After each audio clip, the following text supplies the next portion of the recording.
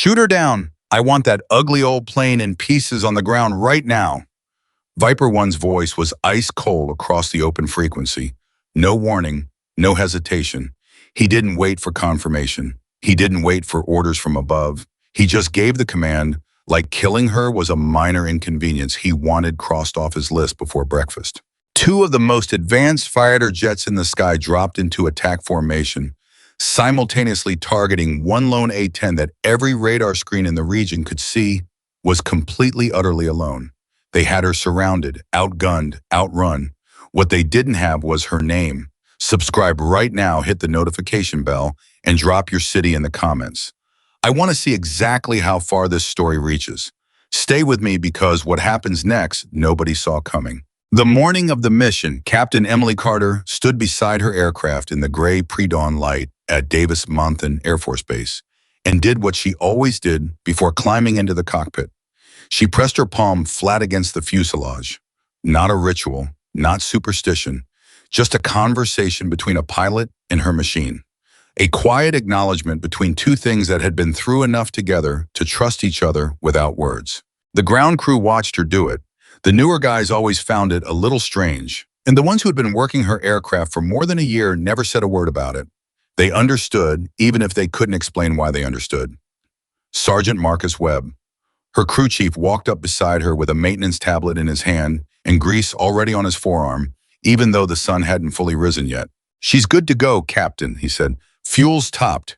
JU is loaded. We ran the systems check twice." Emily didn't take her hand off the aircraft when she answered him. "You ran it twice because you found something the first time," she said. It wasn't a question. Webb cleared his throat. "Minor hydraulic flag on the port side, resolved. Nothing that would affect the mission. But you're telling me anyway." "Yes, ma'am." "Good man," she said. She finally pulled her hand away from the fuselage and turned to look at him. Emily Carter was 41 years old. She had lines at the corners of her eyes that hadn't been there 5 years ago, and a small scar along her jawline that she never explained to anyone who asked. She wasn't tall. She wasn't physically imposing. Standing beside the massive, ugly, brutally effective aircraft behind her, she looked almost ordinary.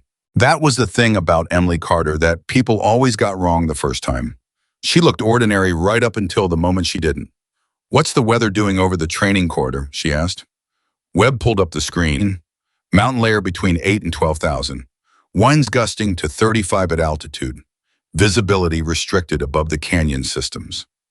Emily nodded slowly, filing that away somewhere behind her eyes, where she kept information she planned to use later. "Perfect," she said quietly. Webb looked at her sideways. "Most pilots would not call that perfect, Captain." "Most pilots aren't flying today," she said and walked toward the flight equipment bay to finish suiting up. The mission briefing had been straightforward enough, or at least it had seemed that way 2 hours ago. A classified training exercise in the restricted airspace over the northern Arizona mountain range. Real terrain, real threat simulation. A convoy of ground units moving through a designated evacuation corridor while air assets provided close air support coverage overhead. The scenario was built around a realistic, hostile intrusion. Foreign mercenary aircraft operating advanced fighters played in this exercise by aggressor squadron pilots, flying aircraft that matched the performance profiles of known enemy platforms. Emily's job was simple on paper: stay above the convoy, suppress any simulated threat that came within the engagement boundary, and make sure the ground units made it through the corridor to the extraction point. She had done variations of this mission so many times that she sometimes thought she could fly it in her sleep. The complication arrived at 6:47 in the morning when the exercise control frequency erupted with voices that were not using the calm, controlled tones of a scripted training scenario. "Bravo Flight, this is exercise control. We have an unscripted development." "Repeat, unscripted development. 2 of your support assets are being diverted due to mechanical grounding. Captain Carter, you are now the sole air asset over the corridor. Acknowledge." Emily keyed her radio without hesitation. "Acknowledge control. I'm sole asset over the corridor. What's the threat picture?" "Threat picture has changed, Captain. The aggressor aircraft call signs Viper 1 and Viper 2 are no longer operating under scripted parameters." "Repeat, they are off script. We've lost communication with the exercise controllers embedded with the aggressor element. You should treat them as unpredictable." There was a pause on the frequency. Then the exercise control officer, a lieutenant colonel named Harris, who Emily had worked with enough times to read the tension in his voice through a radio, said something that told her everything she needed to know about how seriously they were taking this. Captain Carter, the ground element, has real personnel in that corridor. The convoy isn't empty. We have 12 soldiers down there who were in transit when this developed. Until we can sort out what's happening with the aggressor aircraft, those 12 people are depending on you. Emily's hand was already moving across her cockpit instruments, adjusting, checking, preparing. Copy that, Colonel. I've got them. She pulled her aircraft into a wide banking turn that brought her around to face the corridor, and she started watching the sky the way only certain pilots know how to watch it, not just looking for threats, but reading the entire three-dimensional space around her the way a chess player reads a board. The convoy was 6 kilometers below, her moving slowly through a canyon pass that narrowed to less than half a mile across at its tightest point. She could see the dust the vehicles were kicking up, thin brown plumes rising in the still morning air. She counted the vehicles. She noted their speed. She calculated how long it would take them to clear the narrowest section of the pass. 11 minutes, give or take. Then the voice came across the open frequency, and everything about the morning changed. It was deliberate. She understood that immediately. Whoever was flying Viper 1 had switched to the open emergency frequency, a channel that every military aircraft in the region would be monitoring. And he had done it because he wanted an audience for what he was about to say. Solo A-10 on the corridor, the voice said, accented, confident, the kind of confidence that comes from a man who has won enough times to stop worrying about losing. I see you up here all alone. Where did your friends go? Emily said. She kept her eyes moving, building the threat picture, looking for the signatures that would tell her where they were. No answer, the voice continued. That's fine. We can see you just fine from here. Funny-looking aircraft you have. Very old, very slow.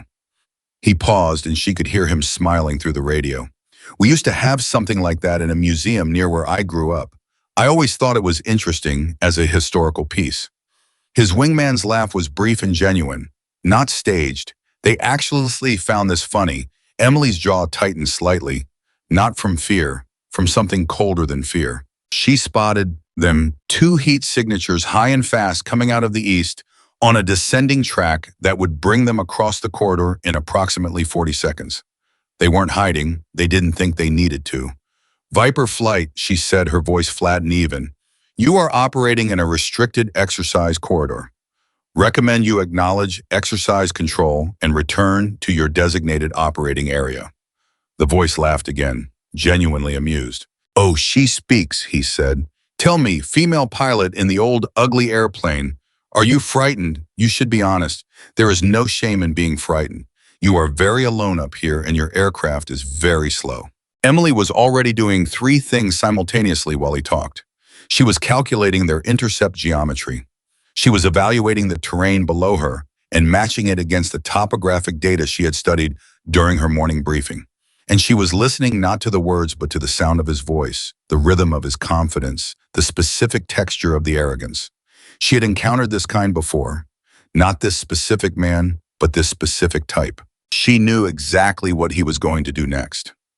Viper 1, she said calmly, I recommend you reconsider your current approach vector. Another laugh. And why would I do that? Because, Emily said, and there was something in her voice that she didn't bother to dress up or soften. You're about to fly into a situation you haven't properly assessed. A beat of silence. Then his voice came back, still amused, but with a very slight edge. Underneath it, the edge of a man who is used to being the most dangerous thing in the sky and doesn't quite know what to do when something doesn't immediately react with fear. You know, he said, I have been told that A-10 pilots develop a special bond with their aircraft, like it becomes part of them. Is that true for you? Emily didn't answer. I ask, he continued, because I want to understand before I end this. The first pass was a feint, and Emily knew it before they started it. They came in fast and high, a screaming diagonal across the sky above the corridor that was designed to make her react, to make her brake and run, to force her into the open airspace above the mountains, where their speed and altitude advantage would be absolute. She didn't move. She held her position above the convoy, slow and steady, and watched them blow past her at a distance they clearly considered safe. They weren't committing to an engagement yet. They were probing her, seeing if she would flinch. She didn't flinch. On the ground, she heard the convoy commander's voice on the separate ground frequency. Lieutenant David Reyes, 28 years old, commanding the protection detail. Widowmaker, this is Reyes. We've got eyes on two fast movers overhead. Situation report. The name stopped one of her ground crew members cold when he heard it through the monitoring feedback at the airfield. That name, that specific name. Emily answered Reyes before she addressed that. Reyes, this is Carter. Keep moving. Maintain your current speed. Do not stop. Do not deviate from the planned route. You've got 11 minutes to the narrow section. Focus on that. Copy.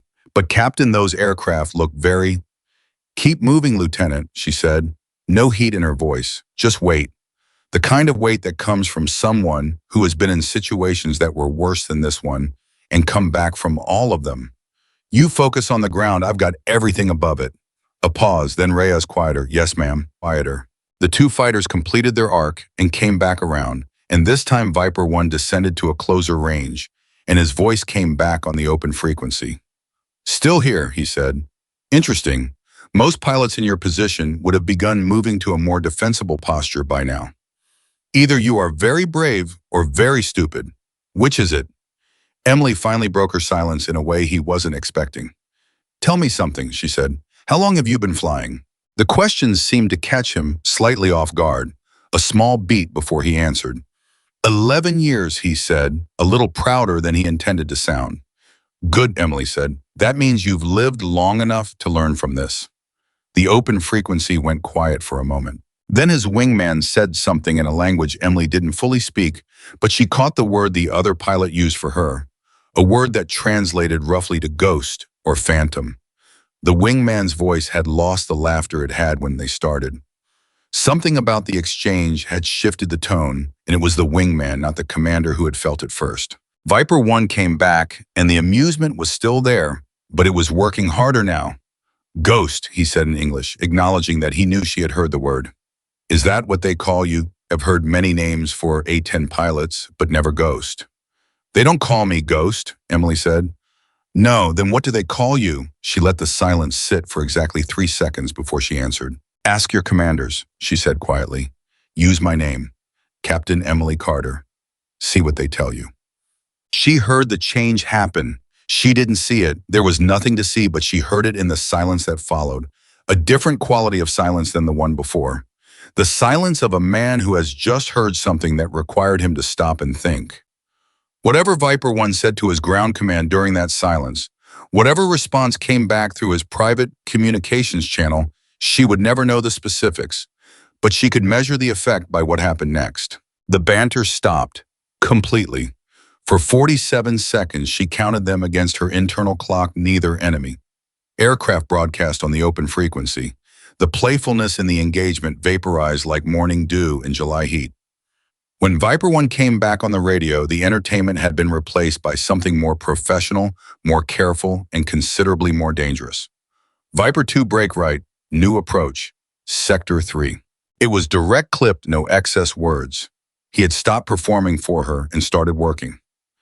Emily nodded slightly inside her helmet to no one.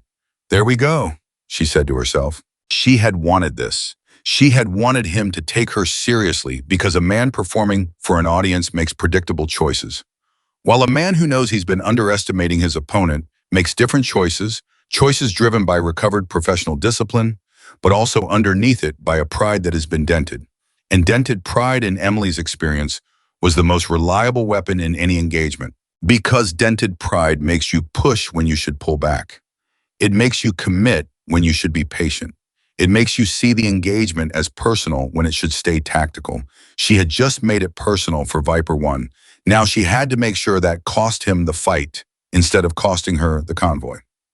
On the ground in the lead vehicle of the convoy, Lieutenant David Reyes was watching the sky through his window and trying to control the feeling in his chest that he recognized from 3 previous deployments as the specific particular flavor of fear that comes not from facing something dangerous yourself, but from being completely powerless while someone else faces it on your behalf.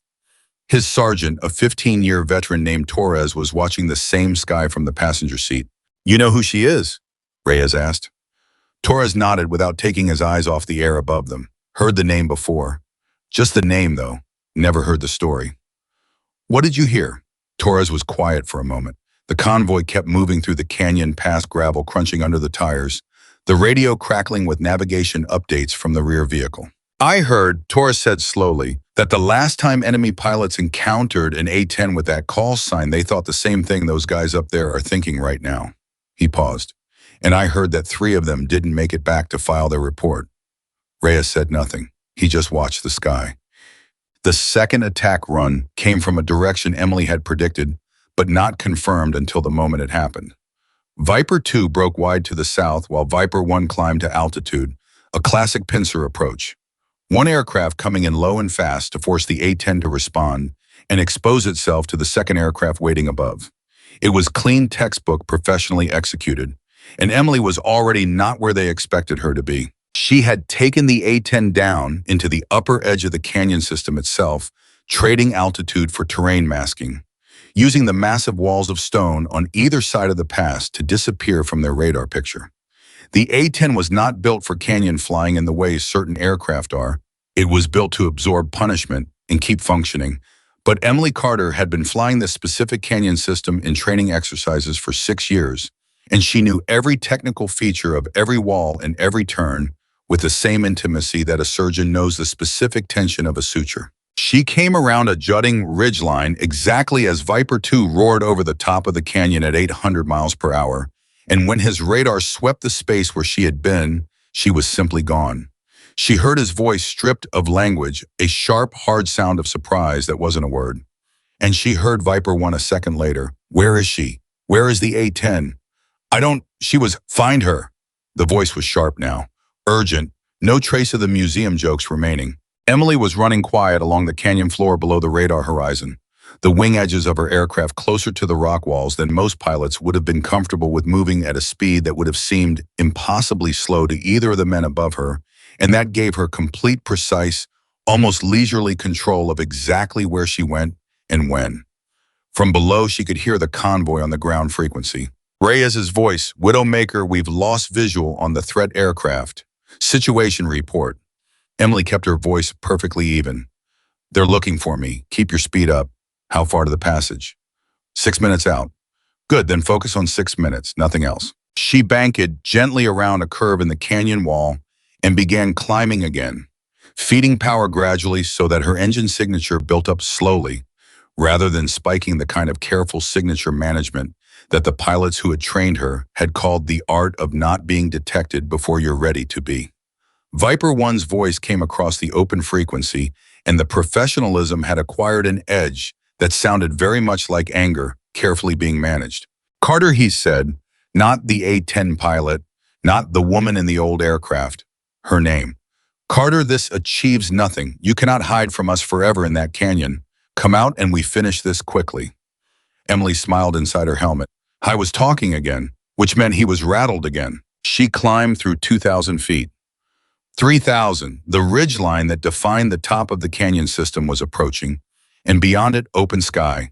And beyond that, the 2 most advanced fighter jets available to foreign mercenary money and their pilots, who had stopped laughing approximately 4 minutes ago. She took a breath. She thought about Marcus Webb standing in the pre-dawn light with grease already on his forearm, telling her the aircraft was good to go. She thought about David Reyes down in that canyon pass with 11 soldiers depending on him keeping calm for the next 6 minutes. She thought about the specific particular sound of Viper 1's voice when she had told him to ask his commanders her name. Then she came up over the ridgeline, like something rising from the earth itself, and the morning sky opened up around her, and she was exactly where she needed to be. And the fight she had been building toward since the first mocking transmission began in earnest. Viper 2 saw her first. He called out her position and immediately broke toward her, which was precisely what she had expected. He was the wingman, the subordinate, the one who had laughed the most in the first transmission, and he was flying on instinct now, not calculation, because the confusion of the past 4 minutes had burned through his professional patience and left behind the raw competitive reflex of a pilot who wanted to resolve this and restore the narrative in which he and his commander were the dangerous ones. Emily watched him commit. She waited. She waited longer than felt safe, longer than felt comfortable, long enough that any outside observer who didn't know what she was doing would have felt their stomach drop, and then she moved. Not away from him, not climbing or diving to create separation. She moved towards him in a flat, calm, steady intercept that seemed so impossible, given the speed differential between their aircraft, that Viper 2's hands actually hesitated on his controls for a fraction of a second. Just a fraction. But that fraction was what she needed. She cut across his flight path at close range, and his aircraft had to brake hard to avoid the conflict, and that brake took him exactly where the terrain of the mountain range needed him to be, on the wrong side of a ridgeline, out of position, temporarily separated from his commander, with his nose pointed in a direction that would require him several seconds to recover from. Viper 1 screamed at him across their private frequency. She could hear the tone even if she couldn't hear the words.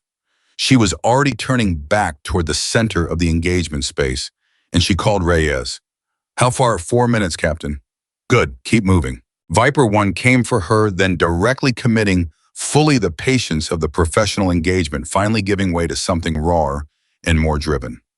He came fast with purpose, angling down from altitude, in the kind of approach that his aircraft was absolutely built, for the kind of approach that should have been definitive. Emily turned into him, not away, into. Later in the debrief, one of the senior pilots on the aggressor squadron would say that in all his years of flying against A-10s in training exercises, he had never seen an A-10 pilot turn into a supersonic threat at close range the way Emily Carter turned into Viper 1 in that moment. He said it was either the most technically sound decision he had ever seen or the most insane, and that after thinking about it for several days, he had concluded that those two things were sometimes the same. Viper 1's approach speed made close-range maneuvering almost impossible to control. He had the altitude, he had the velocity, he had the technology. What he didn't have was the ability to reverse course in the time it took Emily to put her aircraft in a position that made his forward pass geometrically untenable. He went past her. Fast, very fast. And when he tried to turn back, he was pointed at a mountain. Not metaphorically, literally. The terrain of the northern Arizona range had appeared in his flight path during his hard turn, and he had to extend away to avoid it, which took him further from the engagement space, further from the corridor, further from everything he needed to be close to. Emily watched him go, then turned her attention back to Reyes. "Lieutenant, what's your status?" "2 minutes, Captain. We can see the passage exit from here." "Get through it," she said, "full speed." "Copy." She heard Torres's voice in the background of Reyes's transmission, and despite everything she thought she heard, what the sergeant said, 3 words spoken quietly, like something a man says when he's seen something he knows he's going to think about for the rest of his life. What Torres said was, "Lord have mercy." Emily pulled her aircraft around into a wide, watchful circle above the Canyon Pass exit, and she kept her eyes moving across the sky, and she waited for her convoy to come through, and she did not stop flying her aircraft for a single second, and the morning sun was fully up now, burning the Arizona sky white and gold above the mountains, and somewhere out in that sky, 2 fighter jet pilots were reassessing every assumption they had walked into this morning with. She gave them the time to think. She gave them the time because the convoy needed 3 more minutes, and she was going to give Reyes and his soldiers every one of those 3 minutes undisturbed, no matter what it cost her. That was the job. That had always been the job. Not glory, not the personal satisfaction of the perfect engagement, not the story that gets told in the bar afterward.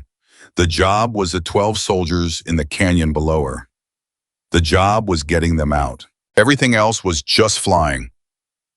When the lead vehicle of Reyes's convoy broke through the passage exit and the full convoy began spreading out into the wider terrain beyond the canyon, Emily heard Reyes on the radio, and something in his voice had changed in a way that had nothing to do with relief, but everything to do with understanding.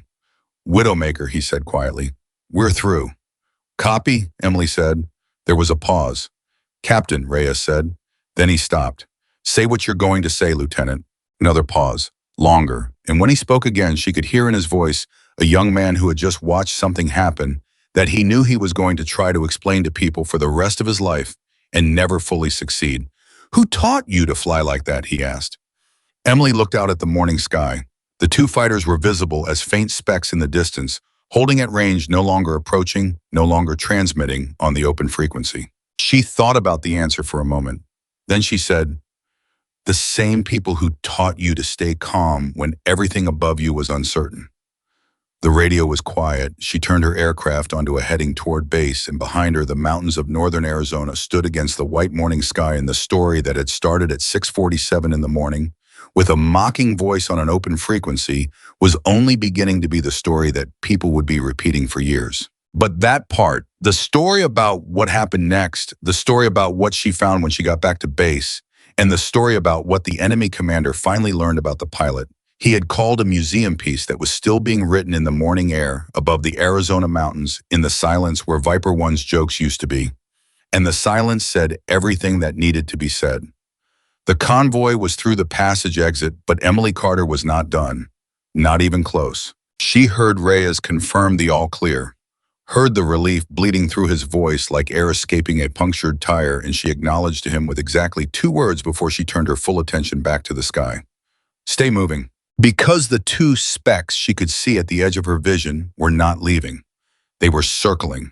Holding a distance, yes, but circling the way predators circle when they haven't decided whether to commit or retreat, when something in the engagement has disturbed the calculation they walked in with, but hasn't yet broken their nerve entirely. Viper One hadn't broken. She knew that without needing to hear his voice. Men like him didn't break from one reversal. They regrouped, they reassessed, and then they came back harder because the embarrassment of being outmaneuvered by an aircraft they had called a museum piece would be eating through his professionalism, the way acid eats through metal, slow at first, then all at once. Emily kept her eyes moving and her hands quiet on the controls, and she waited for him to make the next decision. She didn't have to wait long. At the 7-minute mark past the convoy's extraction, Viper One came back on the open frequency.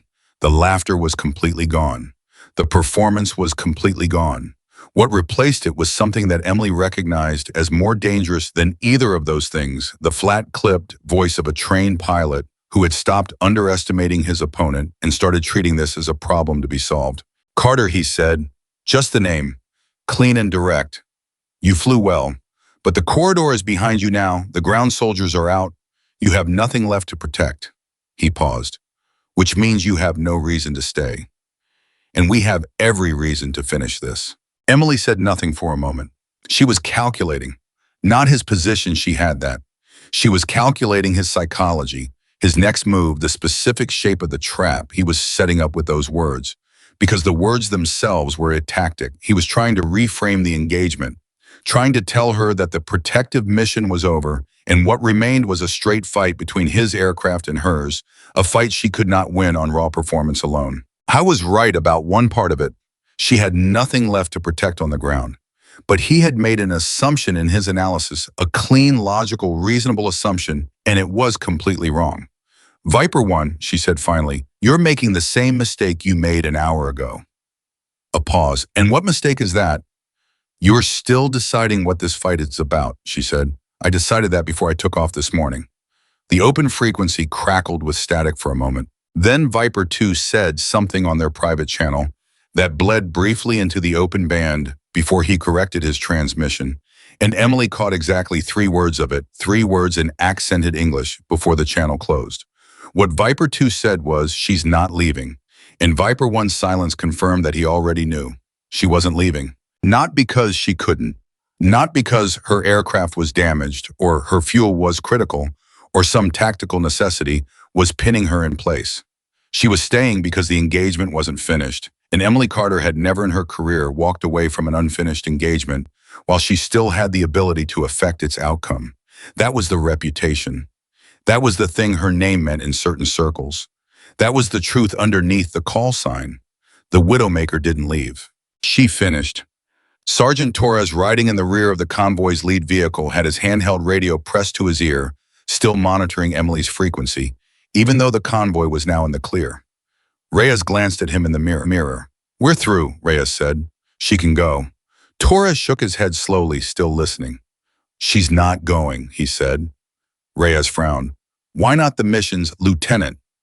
Torres looked at him directly. "You ever hear why they call her the Widowmaker?" Reyes had heard the name. He hadn't heard the story. He shook his head. Torres looked back at the radio. 4 years ago, Torres said, she was running close air support over a mountain position. 7 ground soldiers. Enemies surrounded them on 3 sides. Every other air asset in the region had been pulled for higher priority targets. targets. Command told her to return to base. He paused. She stayed for 6 hours. 6 hours of continuous fire support alone until extraction arrived. Command was furious, wrote her up for disobeying a recall order. Reyes said nothing, watching the older sergeant's face. 3 of those 7 soldiers are still serving, Torres said. One of them is now a battalion commander. He keeps a photograph on his desk. Just a silhouette of an A-10 against a sunset sky. Doesn't put a label on it. Doesn't need to. Torres set the radio down on his knee. When they asked him what it meant, he said it was his reminder that sometimes the person who is supposed to leave is the only person worth staying for. The vehicle moved through open terrain, dust rising behind the wheels. Reyes stared at the road ahead and didn't say anything for a long time. Then he said, "She's going to be okay up there." Torres picked the radio back up and listened to the frequency where Emily's controlled, even voice had just acknowledged a position check from exercise control. "I genuinely don't know," Torres said. And he said it like a man who had spent enough time around combat to know that honesty was the only respectful answer to that question. Up in the sky, Emily had already moved into the next phase of her thinking. The canyon system was behind her. The convoy was safe. The tactical geometry had changed entirely, and with it, the rules of the engagement, and Viper 1 knew that as well as she did. Without the terrain of the canyon system to use for masking and maneuvering, the raw performance disparity between her aircraft and theirs would begin to matter in ways it hadn't mattered in the tight angles of the pass. They were faster. They were more maneuverable at high speed and high altitude. They had radar systems that could track her at ranges where she couldn't effectively respond. A straightforward fight in open sky was not a fight she could win the same way she had won the first phase. So she was not going to fight in open sky. Emily pulled her aircraft into a climbing turn that took her back toward the mountain range, back toward the terrain. She knew with the intimacy of someone who had spent 6 years studying every ridge and canyon and thermal draft in this specific piece of ground-to-sky geography. She was not retreating. She was choosing the battlefield for the second engagement the same way she had chosen it for the first, deliberately, specifically on terms that turned her aircraft's limitations into assets and their aircraft's capabilities into problems. Viper 1 saw the turn immediately. "She's going back into the mountains," he said, and now his voice had something in it that wasn't quite frustration and wasn't quite respect, but was somewhere in the geography between those two things. "Do we follow?" Viper 2 asked. The pause before Viper 1 answered was exactly the length of pause that tells you a man is fighting his pride against his training, and his pride is not winning cleanly. "We follow," he said. "Maintain separation. Don't let the terrain close you in." It was the right tactical call. Emily had expected it. She had counted on it, in fact, because following her into the terrain was the correct response from a purely tactical standpoint. Letting her disappear into the mountain range without pursuit would allow her to reset the engagement indefinitely, and Viper 1 was too experienced to allow that. His training would not let him make the passive choice, even when some part of him understood that the active choice was bringing him back into the environment that had just made him look foolish. Pride and training pulling in the same direction. That was the opening she had been building since the first transmission. She descended toward the ridgeline and felt the familiar shift in her aircraft as the terrain influence began to affect the airflow around her, and she settled into the precise, careful flying that the canyon system required. The flying that she had done so many times in so many training cycles that it lived in her hands more than in her conscious mind. Exercise control came up on her frequency. "Widowmaker, this is control. We're tracking you returning towards Sector 4. What's your status?" "Status is engaged," she said simply. 2 hostile aircraft in pursuit Sector 4 boundary. A pause at control, then Colonel Harris's voice, and she could hear in it the specific tension of a man who was managing multiple concerns simultaneously and not enjoying any of them. "Captain Carter, the convoy is clear. Your protective mission is complete. You are authorized to disengage and return to base." "Acknowledged," Emily said. Another pause. Harris knew her well enough to know that acknowledged was not the same as complying. "Carter, Colonel, I have 2 aircraft that have made aggressive hostile approaches in a live exercise corridor with real personnel on the ground. If I disengage and return to base, they are free to operate in this airspace uncontested. I am the only asset available to maintain pressure on their decision-making." A longer pause. That's a significant judgment call, Captain. Yes, sir, she said. It is. She heard Harris exhale slowly. She had worked with him for 4 years. She knew the sound of him making a decision he wasn't fully comfortable with, but recognized as the correct one. You have discretion, he said finally. But Carter, you bring that aircraft back. That is always the plan, Colonel. She cut the frequency and focused on her flying. Behind her, she could hear the two fighters entering the upper edge of the canyon system. Their engine signatures loud and fast, too fast, she noted for the tight geometry of what was ahead. Viper 1 was maintaining speed. Pride again, unwillingness to slow down and appear cautious even in terrain that demanded caution. She filed that away. Viper 2 was smarter about it. She could hear him reducing power slightly, settling into a speed that gave him more options in the turns. Younger pilot probably, or just less invested in the performance of confidence. Less damaged pride meant clearer tactical thinking. That meant Viper 2 was actually the more dangerous one now. She adjusted her thinking accordingly. Carter, Viper 1's voice in the canyon echo slightly distorted by the walls. You cannot maintain this indefinitely. Your fuel is finite. Your options in this terrain are finite. All you're doing is delaying. Delaying is a tactic, Emily said. Delaying is losing slowly, he shot back. Tell me, she said, and her voice was calm in a way that she knew from experience was more unnerving to an opponent than aggression. How many times have you flown this canyon system? A pause. That is not relevant. It's the most relevant thing about the next 10 minutes, she said. She banked left around a curve that she had named privately years ago the pretzel, because the combination of the turn angle and the thermal draft off the eastern wall created a handling characteristic that required a specific counter input that was deeply counterintuitive the first time you encountered it and became second nature by about the 40th repetition. She had flown the pretzel many times north of 100. She heard Viper 2 encounter it a few seconds behind her. His aircraft's engine note changed sharply as he fought the unexpected handling demand, and she heard him snap a word in his language. Surprise, not fear, but sharp and genuine. And she heard his altitude drop briefly before he corrected. He corrected well. She gave him that, but the correction cost him position and energy, and in a canyon at speed, position and energy were the whole conversation. Viper 2 status, Viper 1 said immediately. I'm good, the wingman said, and his voice was clipped in the way voices get when a person is managing more inputs than they're comfortable with. Keep going. Emily was already through the next turn, heading toward the section of the canyon she thought of as the squeeze, a narrowing that lasted approximately 8 seconds at her current speed, and that required a precise altitude management to avoid the thermal inversion layer that sat above it like an invisible ceiling. The first time she had flown through the squeeze without knowing about the inversion, it had cost her 300 feet of altitude in 2 seconds and aged her instructor considerably. Now she flew through it the way a person walks through their own kitchen in the dark. She came out the other side and immediately began climbing, using the kinetic energy of the exit to gain altitude efficiently. And when she cleared the ridge and came back into open sky, she was above and behind the position where Viper 1 had been when she entered the squeeze. The geometry had reversed. She was behind him, at close range. Viper 1 felt it before he fully processed it. She could hear it in the change in his breathing when his sensors registered her position. How he started. And then with the discipline of a trained pilot overriding the instinctive question, he broke hard. Full commitment, maximum performance turn, throwing his aircraft into a maneuver that would have been devastating against any opponent who was planning to maintain the advantage of position. Emily had already moved. She didn't maintain position. She didn't press the advantage the way an aggressive pilot would press it.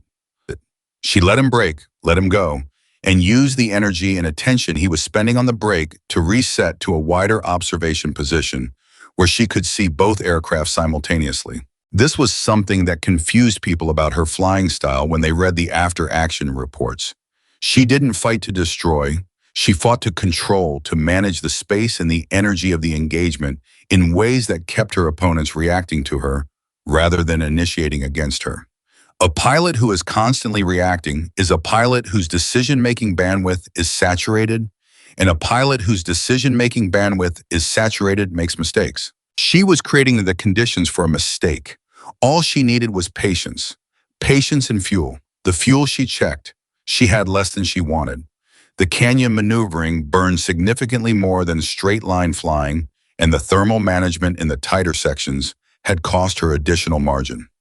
She did a quick calculation, the kind of mental arithmetic that becomes automatic after enough years of flying, and arrived at a number that was workable but not comfortable.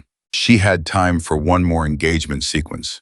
Maybe two if she was very careful about her power management. Then she needed to go home. Viper 1 came back around and she could see that something had changed in his approach geometry. He was no longer charging. He was setting up, taking his time, working the angles using the altitude he had gained in the break to create an approach that was fundamentally different from any of his previous attacks. He was learning. That was the thing about very good pilots that people who had never faced one sometimes forgot. They learned mid-flight. They adjusted. They took what the engagement was teaching them and applied it in real time with a speed and precision that required genuine talent. Viper 1 was talented. Emily had known that from the first radio exchange. The arrogance had been the mask, not the pilot. Underneath the performance, there was a man with real skill and real experience and real adaptability, which meant the last phase of this engagement with Dawn was going to be the hardest one. Viper 2 confirmed it by repositioning simultaneously, and suddenly both aircraft were working a coordinated approach that was geometrically much cleaner than anything they had attempted before. One high and closing, one wide and flanking angles that were designed to give her no clean direction of escape, regardless of which way she moved. For the first time since the morning briefing, Emily felt the weight of the disadvantage settle fully on her shoulders. This was the real fight. The moves before had been prologue. This was the chapter that decided the story. She heard exercise control in the back of her frequency, Harris monitoring, not transmitting, just there, present. She appreciated that more than she could have explained. She thought about what she had and what she didn't have. She didn't have speed. She didn't have altitude advantage. She didn't have a wingman. She didn't have the terrain masking she had used for the first phase. She didn't have surplus fuel. What she had was the aircraft beneath her, an aircraft that had been specifically engineered to absorb damage and remain flyable to continue functioning under conditions that would have killed a more delicate machine. An aircraft with a gun that most modern pilots had never considered as a primary engagement tool, because the engagement distances of modern air combat had moved beyond gun range. An aircraft that handled at low speed with a precision and responsiveness that its lumbering appearance completely failed to suggest. And she had something that couldn't be measured in any aircraft specification. She had 6 years of flying this specific mountain range. She had years of approaching impossible situations in this specific aircraft and finding the thing inside herself that reached past fear and calculation into the quiet, certain place where the right decision lived. She had the knowledge, hard-won and deeply personal, that she had been here before. Not in this specific canyon, not against these specific opponents, but in this specific emotional and tactical terrain, outnumbered, low on resources, with people counting on her and no clean path forward. And she was still flying every single time. That was not arrogance, that was data. Viper 1 tightened his approach arc and his voice came across the open frequency one more time. "Carter," he said, and now there was something in his voice that was new, something that mixed genuine respect with genuine determination in a way that told her this was no longer personal for him. He had moved past personal. He was in the place a very good pilot gets to when they put everything else aside and simply focus on winning. "You are a remarkable pilot." "So are you," she said, and she meant it. "Then let's finish this like remarkable pilots," he said. "No more games, no more terrain tricks. Come out where I can see you and let's see who is better." Emily looked at the mountain ridgeline to her left. She looked at the altitude available above her. She looked at the two approach vectors converging on her position, and she ran the geometry one more time with the speed of someone who had been running this kind of geometry for years. And she found it. The one angle they hadn't closed. The one geometry they hadn't accounted for because their own approach formation required them to maintain separation from each other, and that separation created a gap and arrow, brief, existing for approximately 4 seconds at the speed she would need to move through it, that took her through neither of their engagement envelopes cleanly. It required her to fly directly at Viper 1, not at his flanks, not offset, directly at him head-on, with the closure rate between their aircraft creating a window so brief and so violent that the instinctive response of any pilot in his position would be to brake to save the aircraft, to preserve the ability to continue the fight, rather than hold the geometry and force a mutual outcome. It required her to trust that his professionalism would make him brake. It required her to trust that completely. She took a breath. She pushed the throttles, and she flew directly at Viper 1.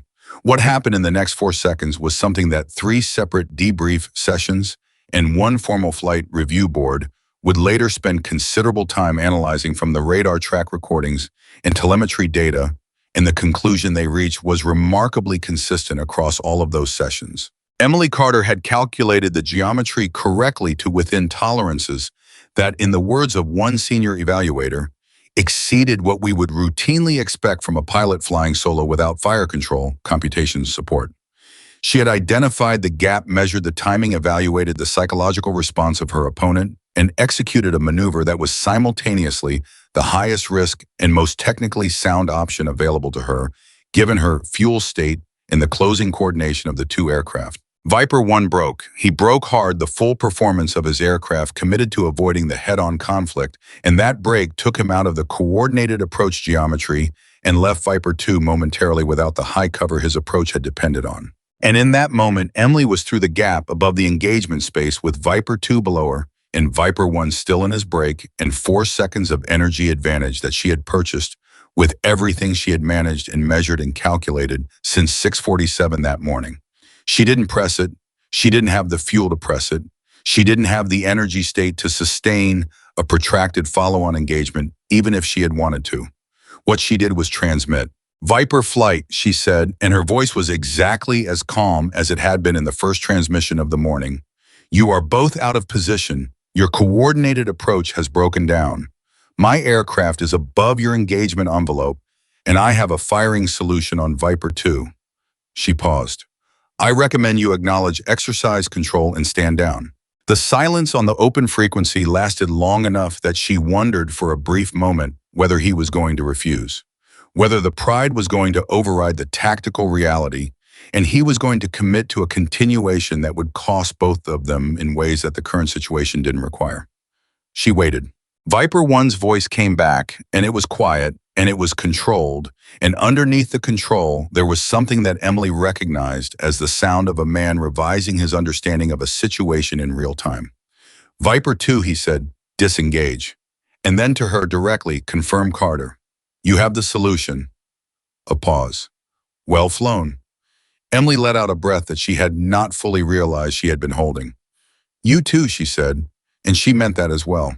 She pulled her aircraft onto a heading for home and began the careful, methodical process of managing her remaining fuel for the return, running through the post-engagement checklist with the systematic focus of someone who knew that the moment you stopped being a pilot and started being a person who just won something was the moment the aircraft started making decisions without you. Harris came up on the frequency. Widowmaker, this is Control. We have your transponder. Escort is en route to your position. Fuel state, she told him. Another of his slow, controlled exhales. You cut that close, he said. It was sufficient, she said. Carter.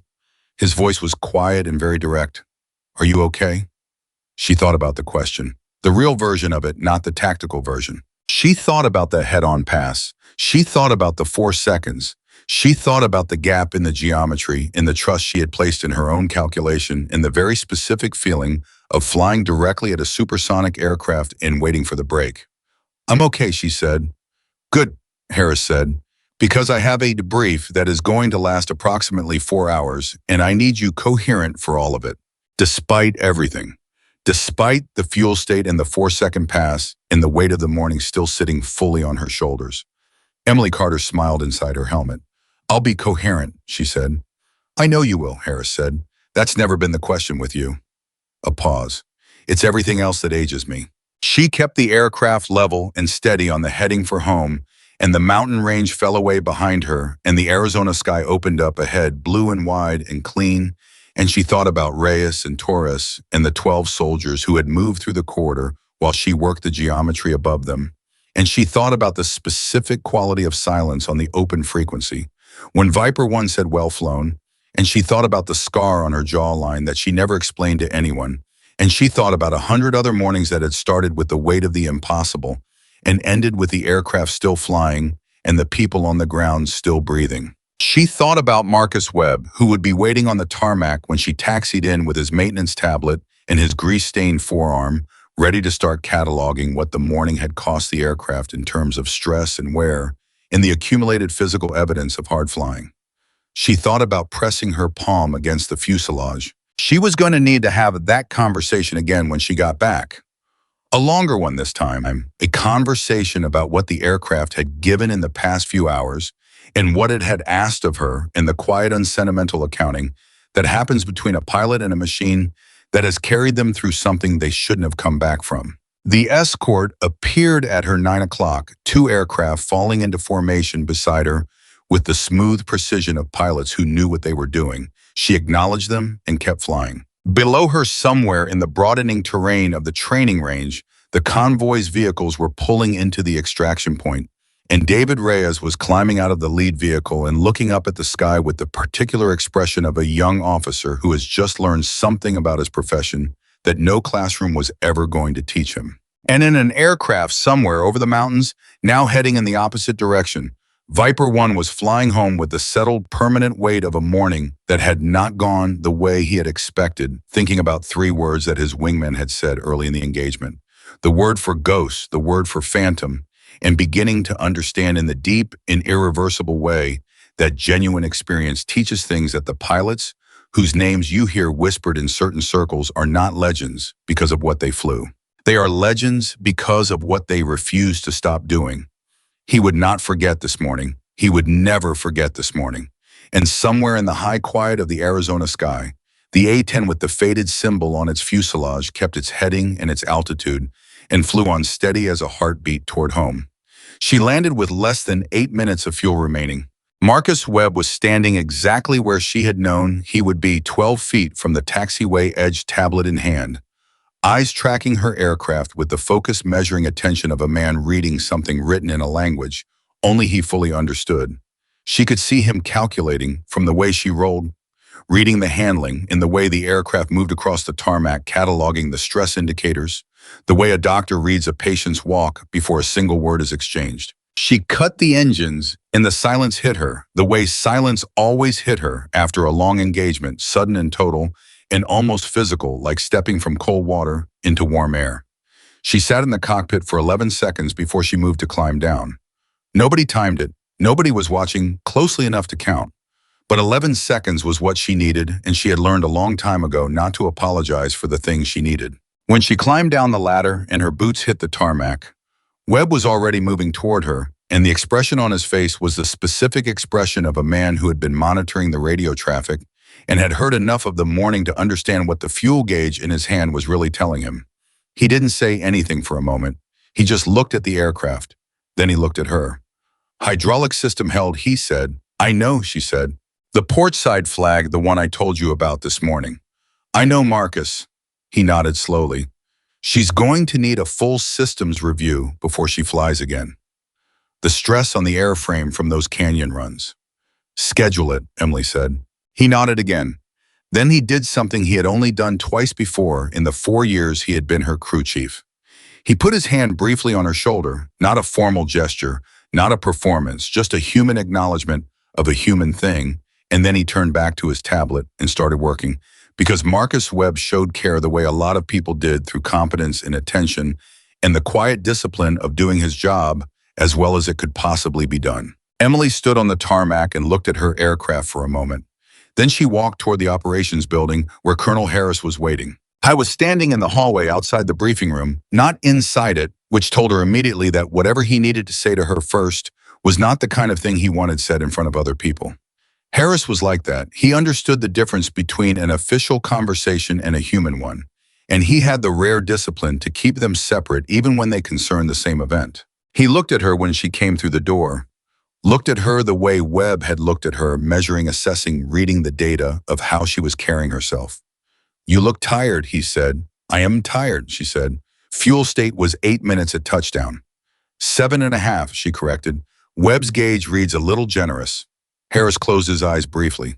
Emily.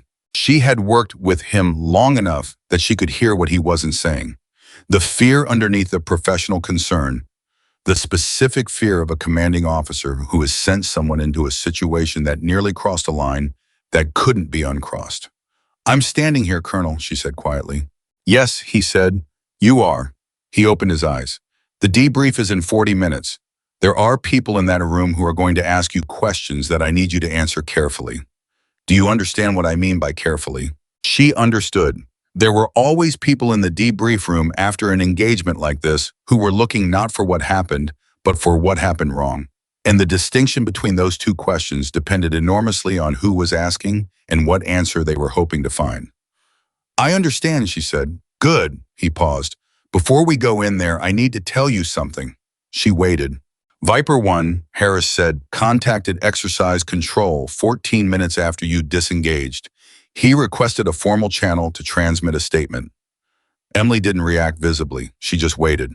"He said, and I'm giving you his exact words because I think you should hear them exactly. He said, I want it in the record that Captain Carter executed the most technically proficient defensive engagement I have encountered in 11 years of operational flying. I also want it in the record that I underestimated her aircraft and her training, and that I will not make either of those errors again. Please ensure that statement is attached to whatever after-action documentation is filed for today's exercise." The hallway was quiet. Emily looked at a point on the wall somewhere past Harris's shoulder and let the words settle. "He didn't have to do that," she said. "No," Harris agreed, "he didn't." "Who is he?" she asked. "His actual name?" Harris hesitated. "Then Major Victor Sorin, Czech Republic Air Force Exchange Program. He's been flying aggressor missions for us for the past 8 months." Emily nodded slowly. "He's very good," she said. "Yes," Harris said. "He is, which is why what you did this morning is going to be studied in this building for a long time." He looked at her directly. "Emily, I need to ask you something, and I need you to answer me honestly, not officially." "Go ahead." "The head-on pass," he said, "when you went directly at him. Did you know he was going to break?" The question sat between them in the hallway like a physical object.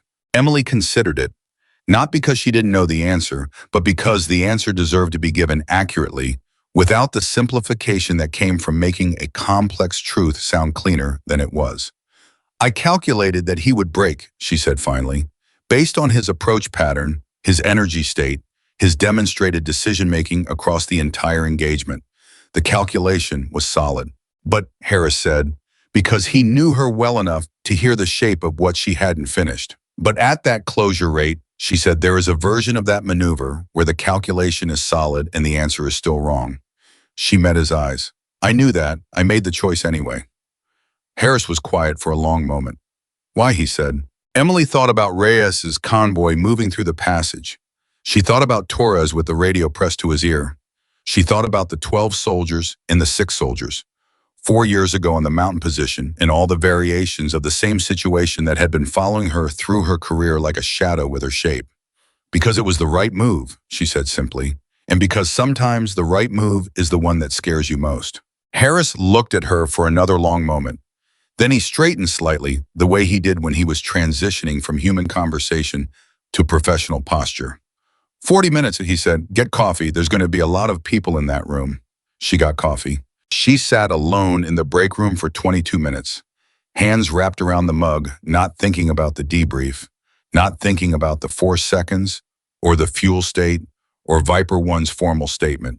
She was thinking about nothing, which was the specific skill he had developed over years of high-intensity operations, the ability to empty the space between engagements so that she came to the next one without the weight of the previous one dragging on her judgment.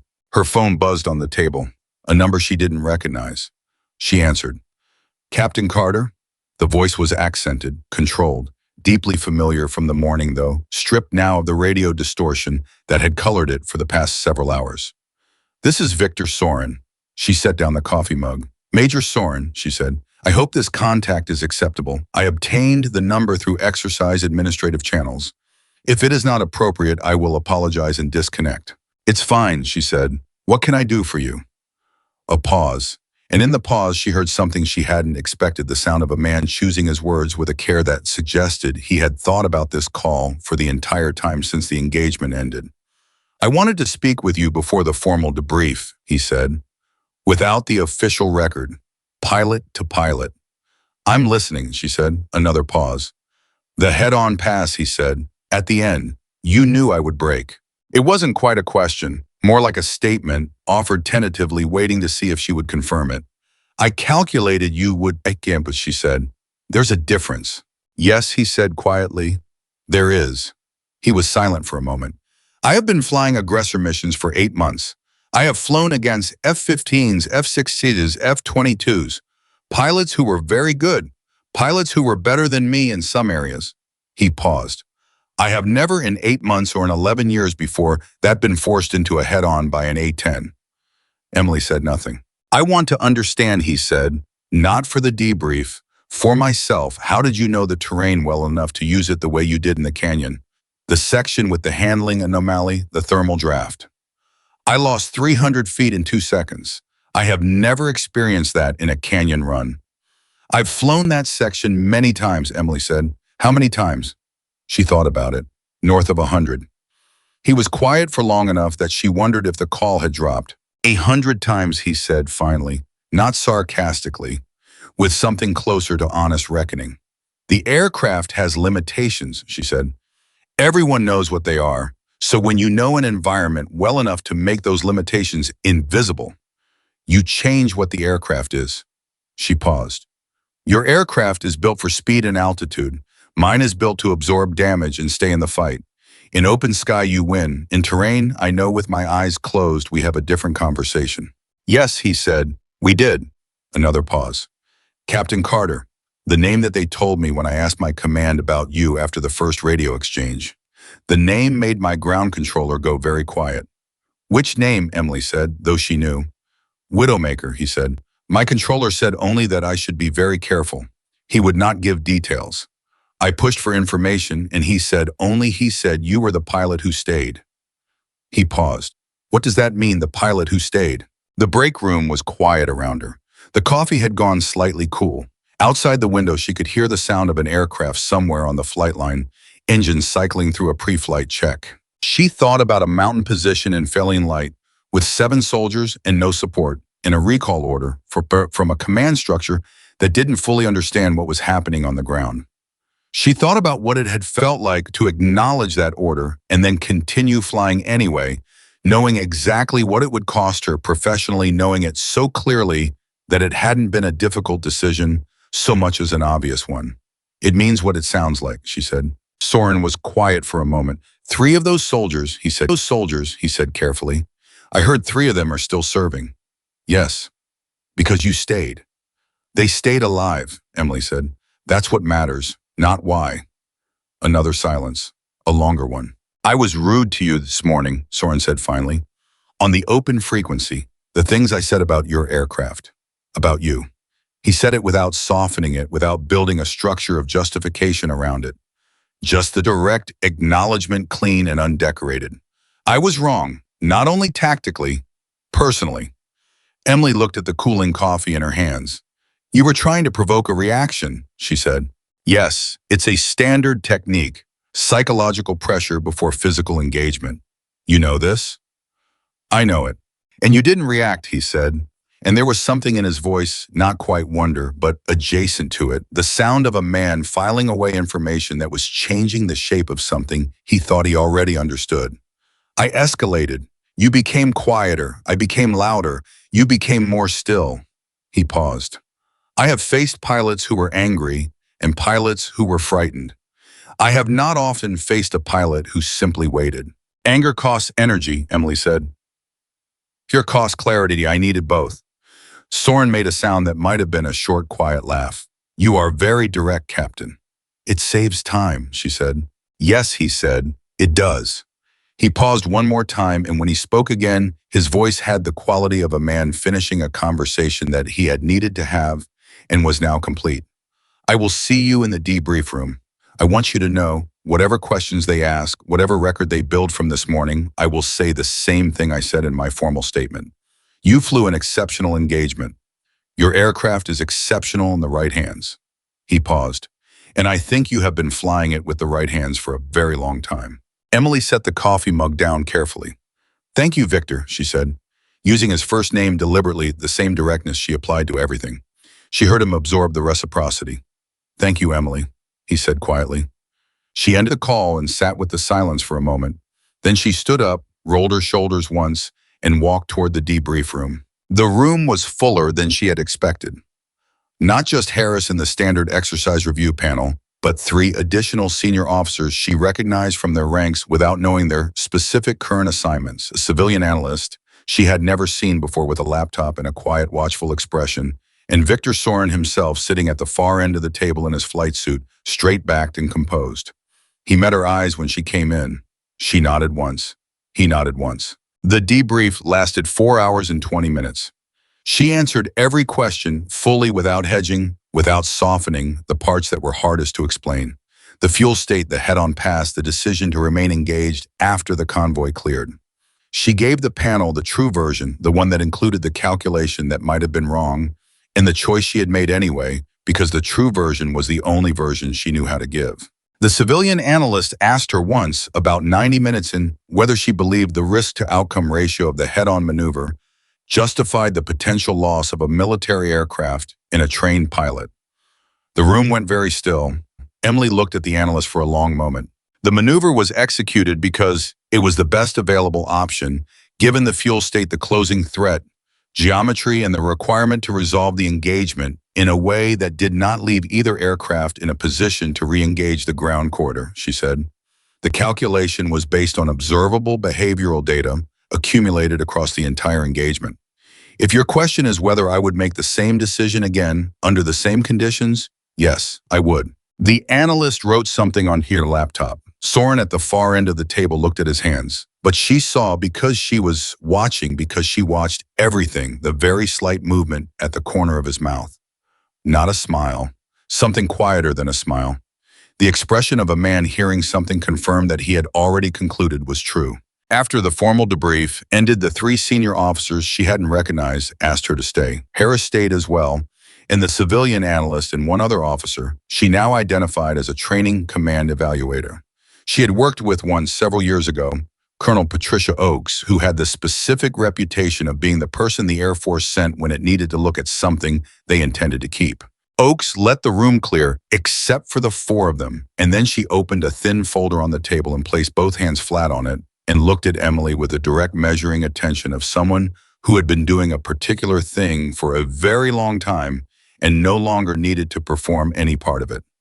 Captain Carter, she said, I'm going to tell you why I'm here, and then I'm going to ask you a question, and I'd like you to take whatever time you need before you answer. Emily sat across from her and waited. I'm here, Oakes said, because your name has appeared on 3 separate training command assessments in the past 18 months. Each assessment reached the same conclusion through completely independent processes. She paused. The conclusion is that your engagement methodology, the specific combination of terrain utilization, psychological pressure management, and platform capability optimization represents a training model that the command believes should be formalized and taught systematically. Emily said nothing. There is a program, Oakes continued. It's been in development for 14 months. It doesn't have a public name yet, and what I tell you about it in this room stays in this room until you make your decision.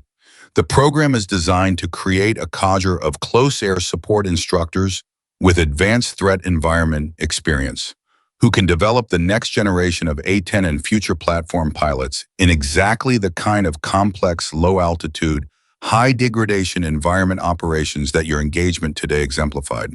She opened the folder. We want you to lead it, she said. The room was completely quiet.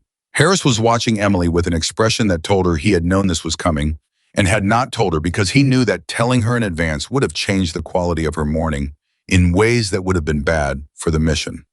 She looked at him briefly. He gave her nothing, just waited. She looked back at Oakes. You want me to stop flying, Emily said. I want you to fly differently, Oakes said. As an instructor, you'll be in the aircraft. As a program lead, you'll be shaping the doctrine that determines how the next 100 pilots approach these engagements. She paused. What you did this morning, Captain, the terrain knowledge, the psychological reading of Soren's approach pattern, the fuel management, the 4-second pass, None of that appeared in any manual. It came from years of accumulated experience and a particular kind of intelligence that we can neither manufacture nor afford to lose. Emily thought about the 11 seconds she had sat in the cockpit after landing not moving.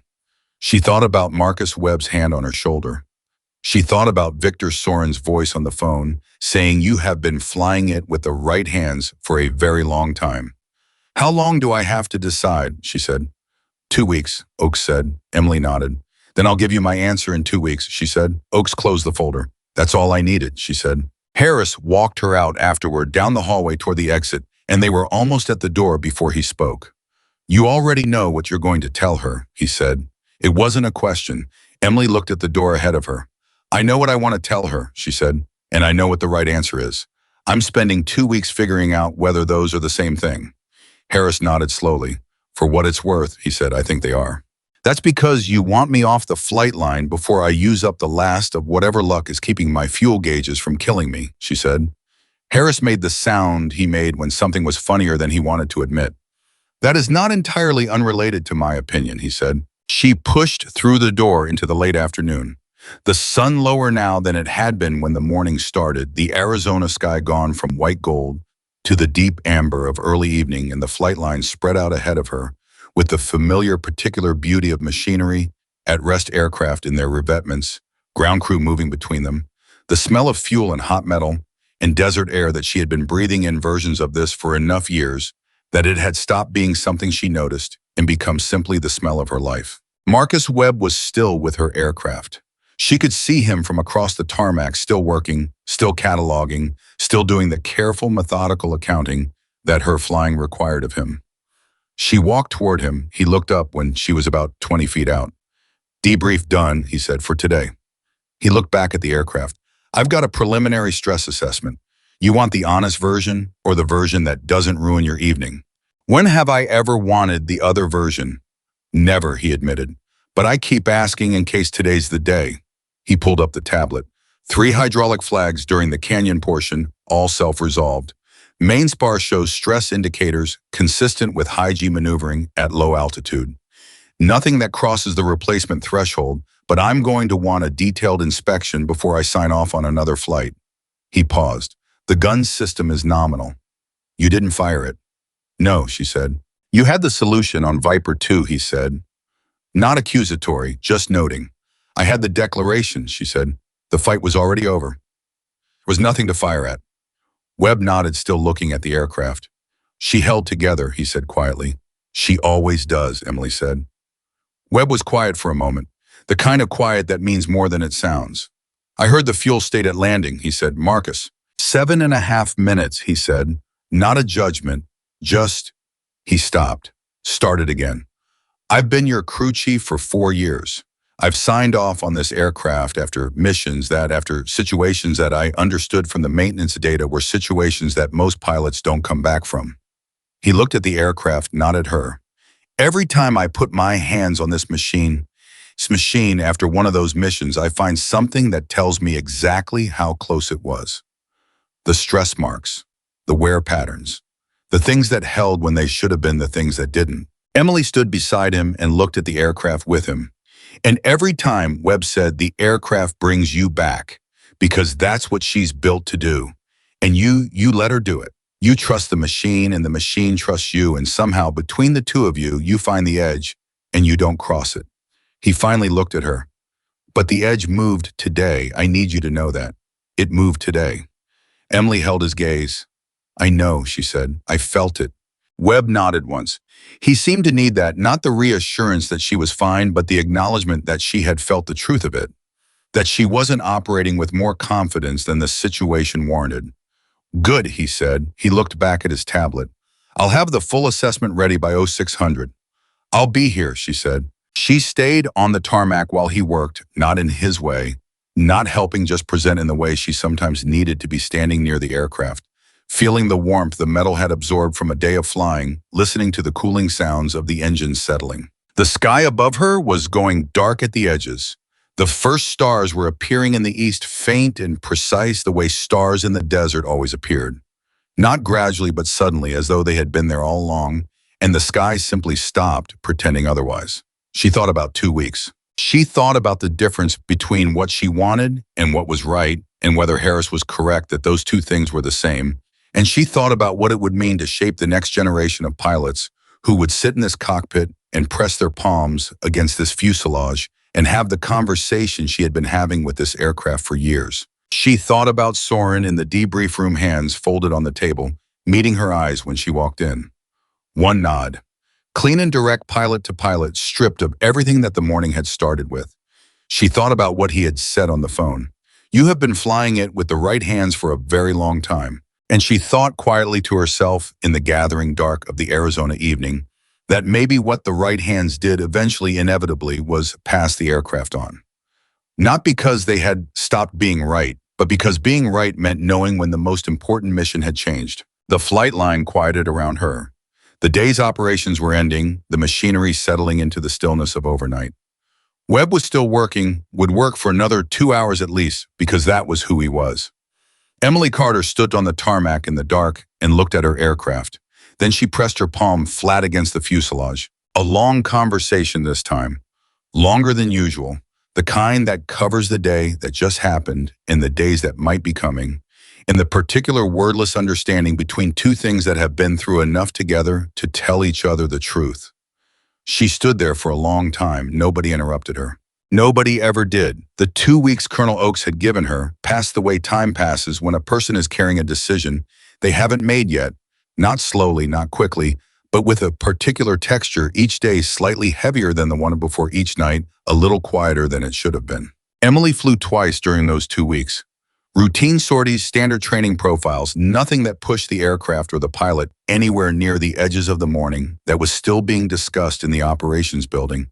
And she had learned through Webb in at least 2 other installations where the radar track data and telemetry had been forwarded for analysis. She flew and she came back and she pressed her palm against the fuselage and she sat with the weight of the decision. The way she had learned to sit with difficult things, not forcing them, not running from them, just allowing them to exist in the space around her until their shape became clear enough to act on. On the morning of the 13th day, her phone rang at 5:42. It was Torres. She answered on the second ring because Torres was not the kind of man who called at 5:42 in the morning for a social reason. "Sergeant," she said, "Captain." His voice was the same voice she had heard through Reyes's radio during the engagement, steady, measured, carrying more weight per word than most people managed per sentence. "I hope I'm not calling too early." "You're not," she said. "What's wrong?" "Nothing's wrong," he said. "I wanted to call before I lost the nerve." A pause. "Lieutenant Reyes asked me to reach out. He wanted to do it himself, but he's deployed as of 48 hours ago. He left a message for you with me before he shipped out." Emily sat up in the dark of her quarters and waited. "He said to tell you," Torres continued, and she could hear him reading from something, Reyes' actual words written down and entrusted to Torres to deliver. "He said, Captain Carter, I've been trying to write this for 2 weeks and I can't find the right words. So I'm going to give up trying to find the right words and just say the true ones. What you did in that corridor changed how I understand this job. Not the tactics, not the flying, the part where you stayed. I've been in 3 deployments and I've seen people who were very good at the job. I've never seen anyone who made it look like the job was the only thing that mattered and like that was completely enough. I wanted you to know that before I left, I wanted someone to say it out loud." Torres stopped reading. The line was quiet for a moment. "He wrote more," Torres said, "but the rest of it is personal enough that I think he'd want to say it himself when he gets back." He paused. "I told him I'd deliver the message. I'm delivering the message." "Thank you, Marcus Torres," she corrected. "Thank you, Torres." "Yes, ma'am." He was quiet for a beat. "Captain, can I say something that's from me, not from Reyes?" "Go ahead." "I've been in for 22 years, Torres said. "I've worked alongside a lot of pilots. I've watched a lot of close air support from the ground side of it." He paused and she could hear him choosing his words with the same care he applied to everything. "Most pilots, when they're up there doing what you are doing, you can feel the math of it. You can feel them calculating, weighing it, deciding if you're worth the risk to their aircraft and their career and their next assignment." Emily said nothing. "With you, Param," Torres said, "there was no math. You were up there and you were just there. Like it wasn't a calculation. Like it was just the obvious place to be." He paused. I've been thinking about that for 2 weeks, trying to figure out how to say it. That's the best I've got. Emily stood up and walked to the window of her quarters and looked at the flight line, the aircraft in their revetments, the pre-dawn dark still holding the runway and the tarmac and the distant mountains in the same undifferentiated quiet. Torres, she said, can I ask you something? Yes, ma'am. 22 years in, you've watched a lot of people do this job. You've seen the ones who stay and the ones who move on. She paused. When is it the right time to change what you're doing? Torres was quiet long enough that she wondered if the question had surprised him. When the thing you're doing with your experience, he said finally, becomes more valuable as something you pass on than something you use yourself. He paused. That's the only answer I've got. I don't know if it's right. It might be, Emily said quietly. Yes, ma'am, Torres said, and his voice had the tone of a man who had just heard himself say something that he hadn't known he was going to say until it was already out, and who was now sitting with the understanding that he had meant every word of it. They said goodbye, and she set the phone down on the windowsill and stood in the pre-dawn dark looking at the flight line until the sky started going gray at the eastern edge, and the first ground crew of the day began appearing on the tarmac, and the machinery of the morning started its familiar cycle, and the day began. She called Oakes at 0700. I've made my decision, Emily said. I thought you might have called today, Oakes said, not surprised, not performing unsurprised, just a woman who paid attention to things and had drawn a correct conclusion from the data available to her.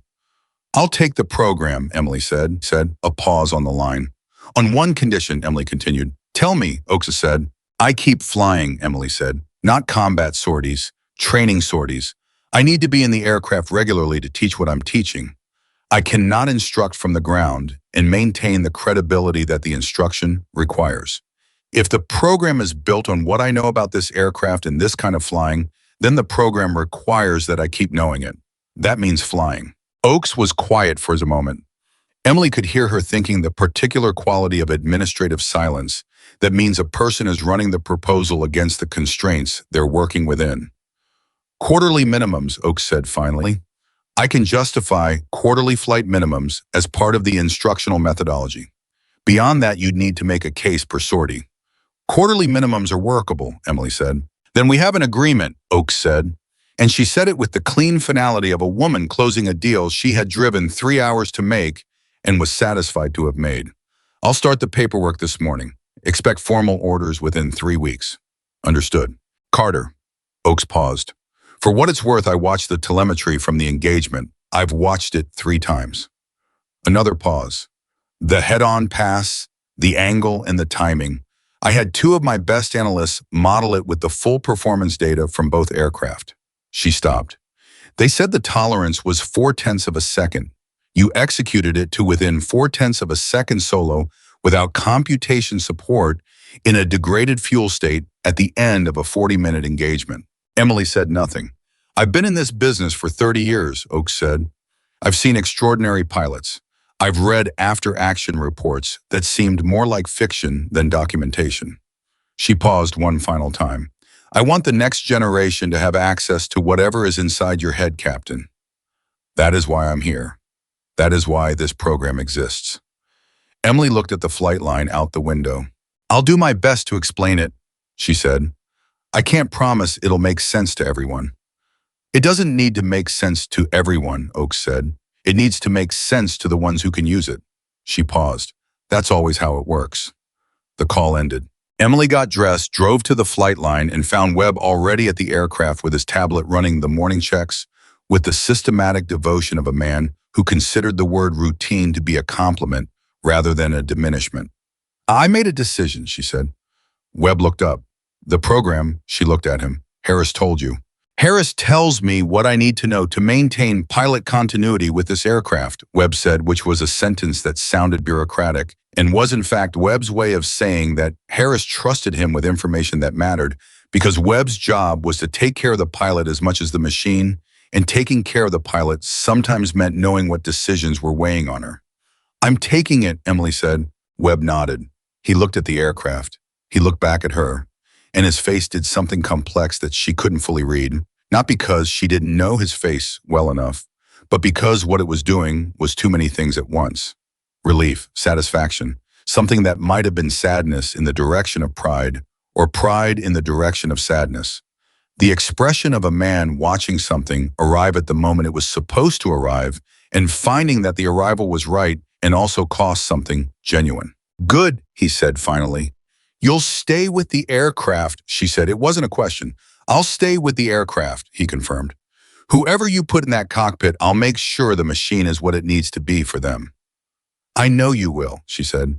They stood together on the tarmac in the morning for a moment, the two of them in the aircraft, the three elements of a working relationship that had covered enough distance and enough difficult mornings to have its own particular gravity. Then Webb turned back to his tablet, and Emily walked toward the operations building, and the day moved forward the way days do, one thing and then the next thing, and then the thing after that. The first complication arrived at 1400 hours. Harris called her into his office, and when she walked in, there were two people already in the room who she hadn't expected: a JAG officer she didn't recognize, and a civilian in a dark suit who carried himself with the specific posture of someone who works in a building in Washington where nobody uses their full title in introductions. She stopped inside the door. Harris looked at her and said very carefully, "Captain Carter, please sit down." She sat. The civilian spoke first. He introduced himself with a first name only, Daniel, and he said it in the way people say first names when they want to establish informality while retaining the ambiguity of not having given you anything you could look up. "Captain Carter," Daniel said, "we've been reviewing the engagement data from the training exercise, specifically the involvement of Major Victor Soren and the aggressor element he was operating with." Emily waited. "There is a question," Daniel said, "about the operational parameters that Soren was working under during the engagement, specifically whether his conduct, the open frequency transmissions, the aggressive approach to a solo aircraft, the decision to continue engaging after the convoy had cleared, was consistent with the exercise boundaries that had been established for the aggressor element." Harris was watching Emily with an expression of contained attention. He had heard this already. He had heard it, and he had called her in, which meant he needed her here for this conversation. "What's the question you're actually asking?" Emily said. Daniel looked at her for a moment. Then he said, "There's a possibility that Major Soren was not operating solely as an aggressor training asset. There is intelligence, and I want to be careful about how much I characterize here intelligence, that suggests the communications intercepts from the engagement included traffic that was not consistent with a standard training exercise profile." The room was very still. "What kind of traffic?" Emily said. "The kind," Daniel said, "that suggests someone with access to Soren's operational frequencies was using the exercise as a cover for a real-world capability assessment." He paused. "Not Soren himself. We're not suggesting Soren had any knowledge of it. But the exercise, and specifically your engagement, may have been observed and analyzed by parties who were using the training scenario to evaluate the actual defensive capability of an A-10 pilot in a high-degradation environment." Emily looked at Harris. Harris gave her nothing, not because he was withholding, but because he genuinely didn't have more than she was getting. "What you're telling me," Emily said slowly, "is that the exercise was real in ways none of us knew it was real." "In part," Daniel said, "yes." She let that sit for a moment. "And the head-on pass," she said, "the telemetry, that was analyzed." "Yes," Daniel said, "by people who were very interested in the answer to a specific question." "Which question?" Daniel was quiet for a moment. Then he said, "Whether the A-10 platform in the hands of a maximally experienced pilot constitutes a credible threat in a contested close air support environment against current generation fighters." He paused. The answer that the engagement provided was apparently not the answer they were hoping for. Emily thought about 4 seconds. She thought about 4/10 of a second. She thought about Victor Soren in the debrief room, hands folded on the table. "Does Soren know this?" she said. "He's been informed," Daniel said. "He's cooperating fully. He's as surprised as anyone." "He was being used," Emily said. "Without his knowledge," Daniel confirmed. "Yes." Emily sat with him for a moment. "Soren on the phone? Pilot to pilot, I was rude to you this morning." The specific honesty of a man settling an account he hadn't realized needed settling, not knowing that the account was larger and stranger than either of them had understood. "What do you need from me?" she said. "A full debrief," Daniel said. "More detailed than what you gave the exercise panel. Every decision point, every calculation, every moment where you had information that informed a maneuver." We need to understand the engagement at a resolution that the telemetry data alone can't provide. How long? As many sessions as it takes, Daniel said. We'll work around your schedule. Emily nodded once. She looked at Harris. Is this voluntary? Yes, Harris said. Everything about this is voluntary. You can decline. She looked at Daniel. If I do this, if I give you everything, what happens to it? Daniel considered his answer. It becomes part of a capability assessment that informs acquisition and training doctrine decisions at a level above this installation. He paused. What you did in that canyon, Captain, the specific methodology, the terrain integration, the psychological engagement management, that information is considered strategically significant. Significant to whom? To the people who need to know. Daniel said whether this platform should continue to be funded and flown. He paused. Whether what you demonstrated can be systematized and taught. He paused again. And to the people on the other side of the equation who spent this morning understanding that their assessment of this aircraft's capability was wrong. The silence in Harris's office was the kind that has weight. Emily thought about Oaks and her program. She thought about the next generation of pilots and the doctrine she was going to build for them. She thought about the telemetry data in rooms she would never see, being reviewed by people she would never meet, being used to answer questions she hadn't known were being asked when she climbed into the cockpit 11 days ago. She thought about pressing her palm against the fuselage that morning in the dark. I'll do the debrief, she said. Daniel nodded. Thank you, Captain. On the same condition I gave Colonel Oaks, she said. Everything I tell you is accurate. I'm not going to give you a cleaned up version. I'm going to tell you what I calculated, and I'm going to tell you what I didn't know, and I'm going to tell you where the decision could have been wrong.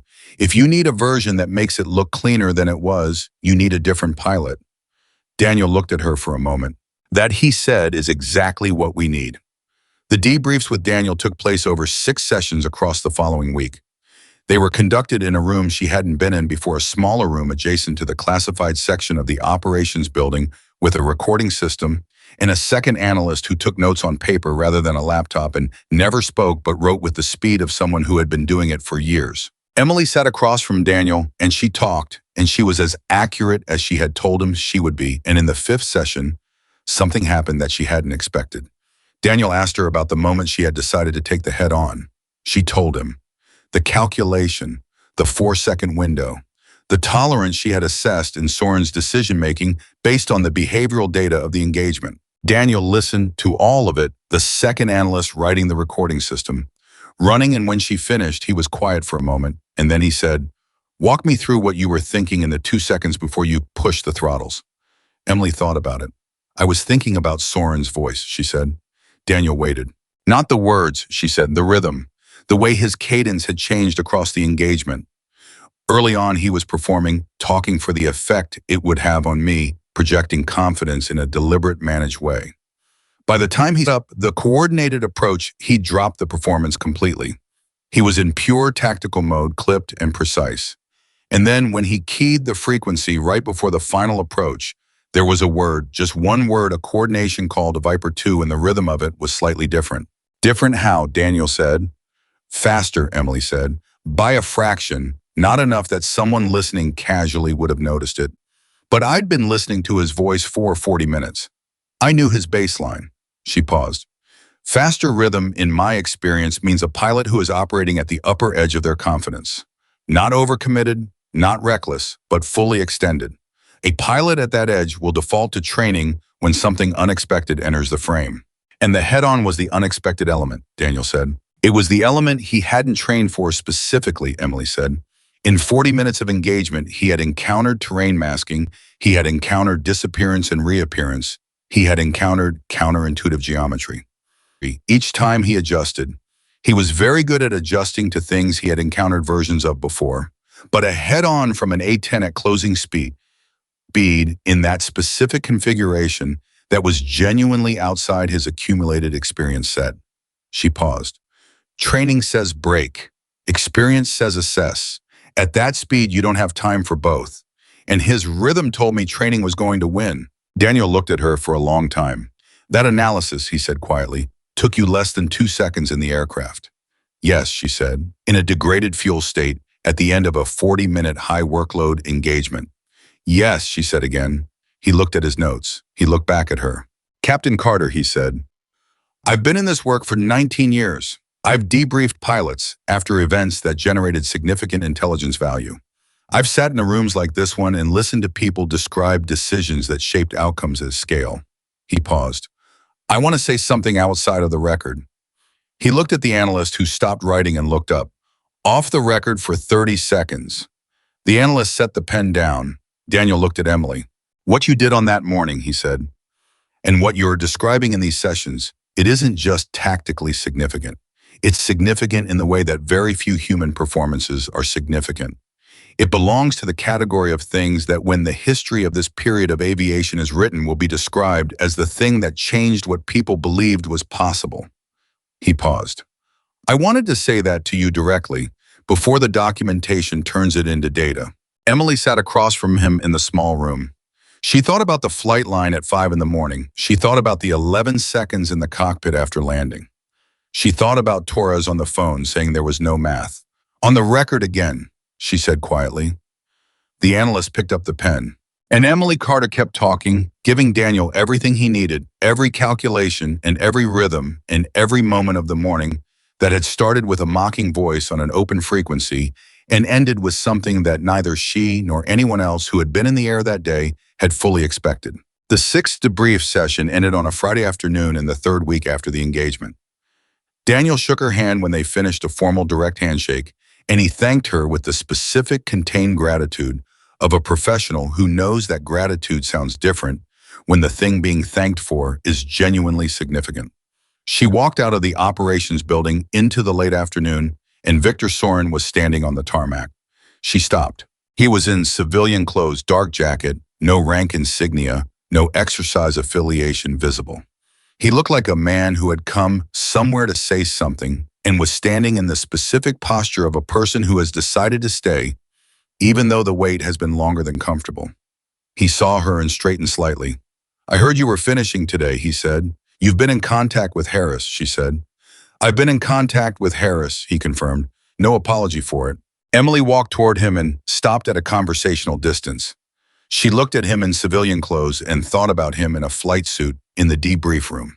Hands folded that slight movement at the corner of his mouth when she had told the panel she would make the same decision again. What did they tell you, she said, about the intercepts?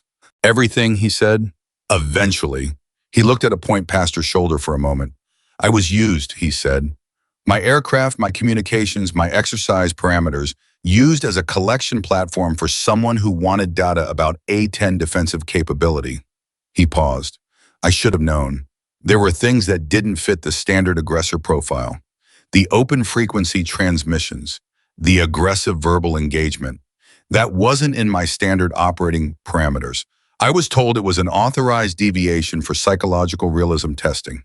But it wasn't, Emily said. But it wasn't, he confirmed. It was designed to provoke a specific kind of response, to see how an experienced A-10 pilot performed under psychological pressure combined with genuine threat. He looked at her directly, and someone was watching the whole thing, taking notes, reaching conclusions. He paused.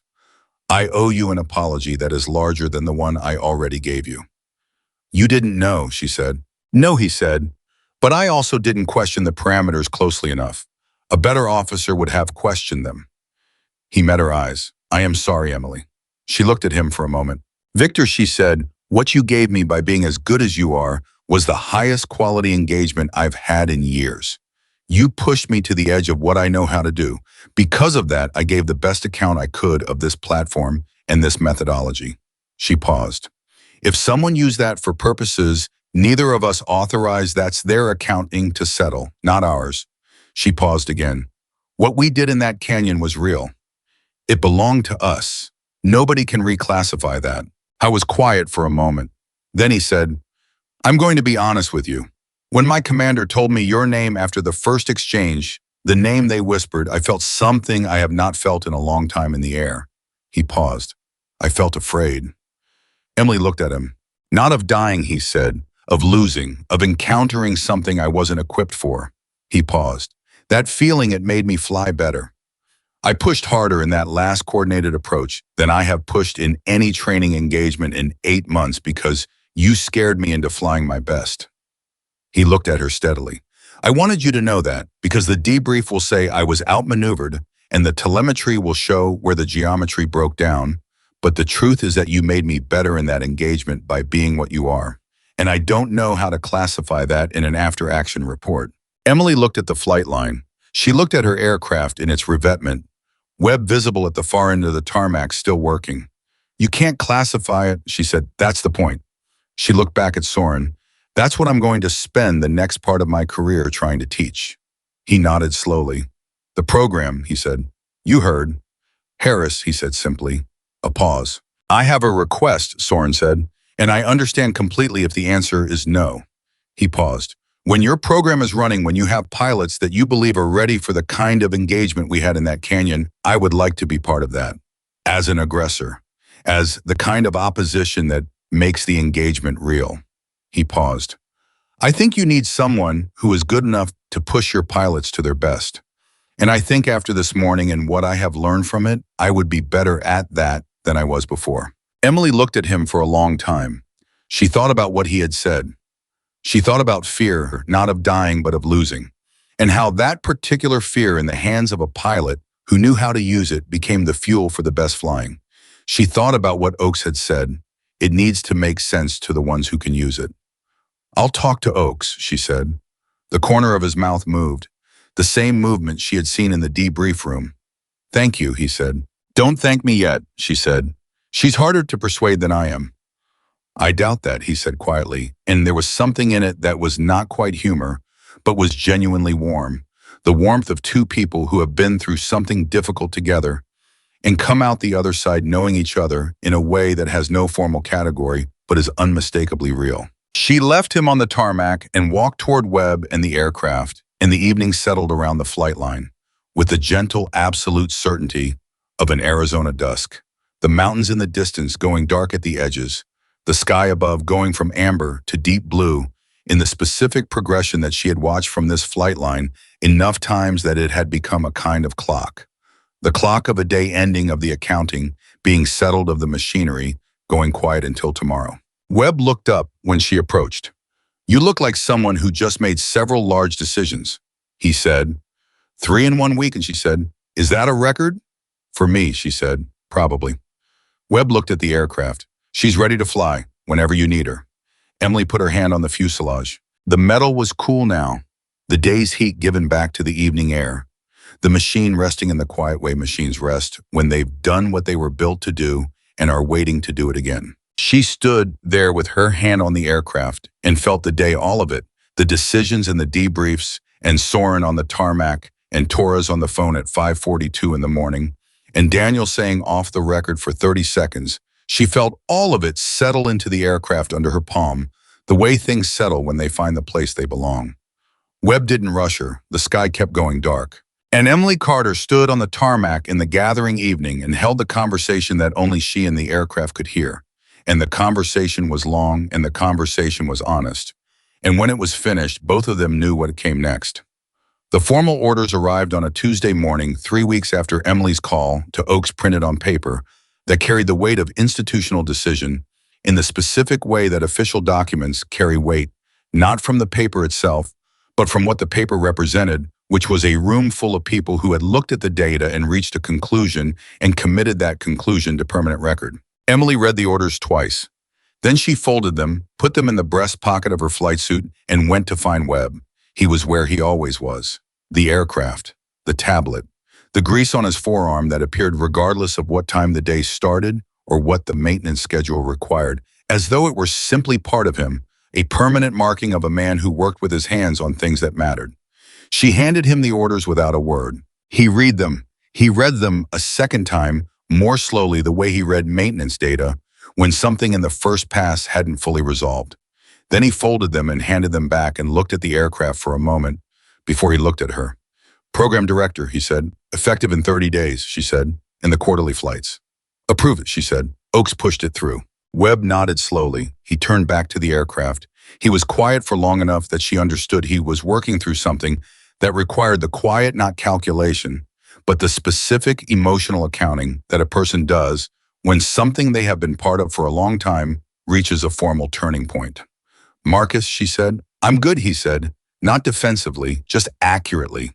I know you are, she said. It's the right call, he said, still looking at the aircraft.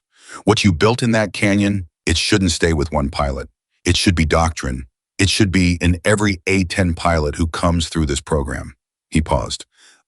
I'm going to miss the mornings. Emily looked at the aircraft with him. Me too, she said, and she meant it completely without reservation, without the softening that comes from telling yourself the thing you're losing is being replaced by something better. The mornings were irreplaceable. That was the truth. The program was also right. Both things were fully true simultaneously, and she had made her peace with carrying both. Will you stay with the aircraft? She said. She had asked him this before, but she needed to hear the answer again in this specific moment with the orders in her pocket. Until they ground her, Webb said, and then I'll argue with whoever made that decision until they reverse it or reassign me somewhere I can't argue anymore. He paused. And then I'll argue from there. Emily did something she almost never did, not from coldness, but from the restraint of a person who understood that some things were made smaller by being spoken. She put her hand briefly on his arm, the arm with the grease on it, the arm of a man who had taken care of her aircraft, and by extension taken care of her for 4 years. And she held it there for a moment, and he didn't move, and nothing was said, and everything was understood. Then she walked toward the operations building because there was work to do, and work was where she lived. The program had a name by the end of the first week. Not an official name. The official name was a designation that combined letters and numbers in the way military programs were designated functional and forgettable. The name that spread through the installation within 4 days of the first planning sessions was simpler and more accurate and had the particular quality of names that stick, because they were chosen by the people who understood the thing being named rather than the people administering it. They called it the Canyon School. Nobody decided to call it that. It appeared in conversation and stayed the way true names stay because it was right. The first planning session was Emily Oakes, via video from Washington Harris, and 2 training command analysts who had reviewed the engagement telemetry and prepared a framework document that Emily read once and set aside not because it was wrong, but because it was built on the data of what had happened, rather than the understanding of why, and the why was the thing the program needed to teach. The framework starts from the aircraft's performance parameters, she said. That's not the right place to start. Oakes on the video screen leaned forward slightly. Where do you start? She said. You start from the pilot's decision architecture, Emily said. How they build and maintain a tactical picture under conditions that are degrading their ability to build and maintain a tactical picture. The aircraft is the instrument. The pilot is the system that operates the instrument. We've been training pilots to optimize the instrument. We need to train pilots to optimize the system. Harris was watching her with the expression of a man who was hearing something articulated that he had understood intuitively for years, but never heard put into words that precise. The canyon work, he said, the terrain integration, that's a product of the decision architecture, not a separate skill. Yes, Emily said, exactly. The terrain knowledge is what you get when a pilot who is trained to trust their own judgment and maintain their tactical picture under pressure is placed in an environment they know thoroughly. The terrain becomes an extension of the decision-making, not a separate tactical element. She paused. You can't teach terrain integration. You can teach the cognitive framework that makes terrain integration possible, and then you put pilots in the terrain and let the framework do its work. The room was quiet for a moment. The analyst who had prepared the framework document was writing something on a fresh page. Oakes said, "How long to build the curriculum?" 6 months to build it right, Emily said. 3 months to build it adequately. I'd rather take 6. You have 5, Oakes said. Meet me in the middle. Emily accepted that the way she accepted most things directly without theater, and with the immediate internal pivot toward making the given constraint produce the best possible result within it. 5 months, she said. I'll need Webb formally attached to the program. His maintenance insight is integral to what we're teaching. Oakes looked at Harris. Harris nodded once.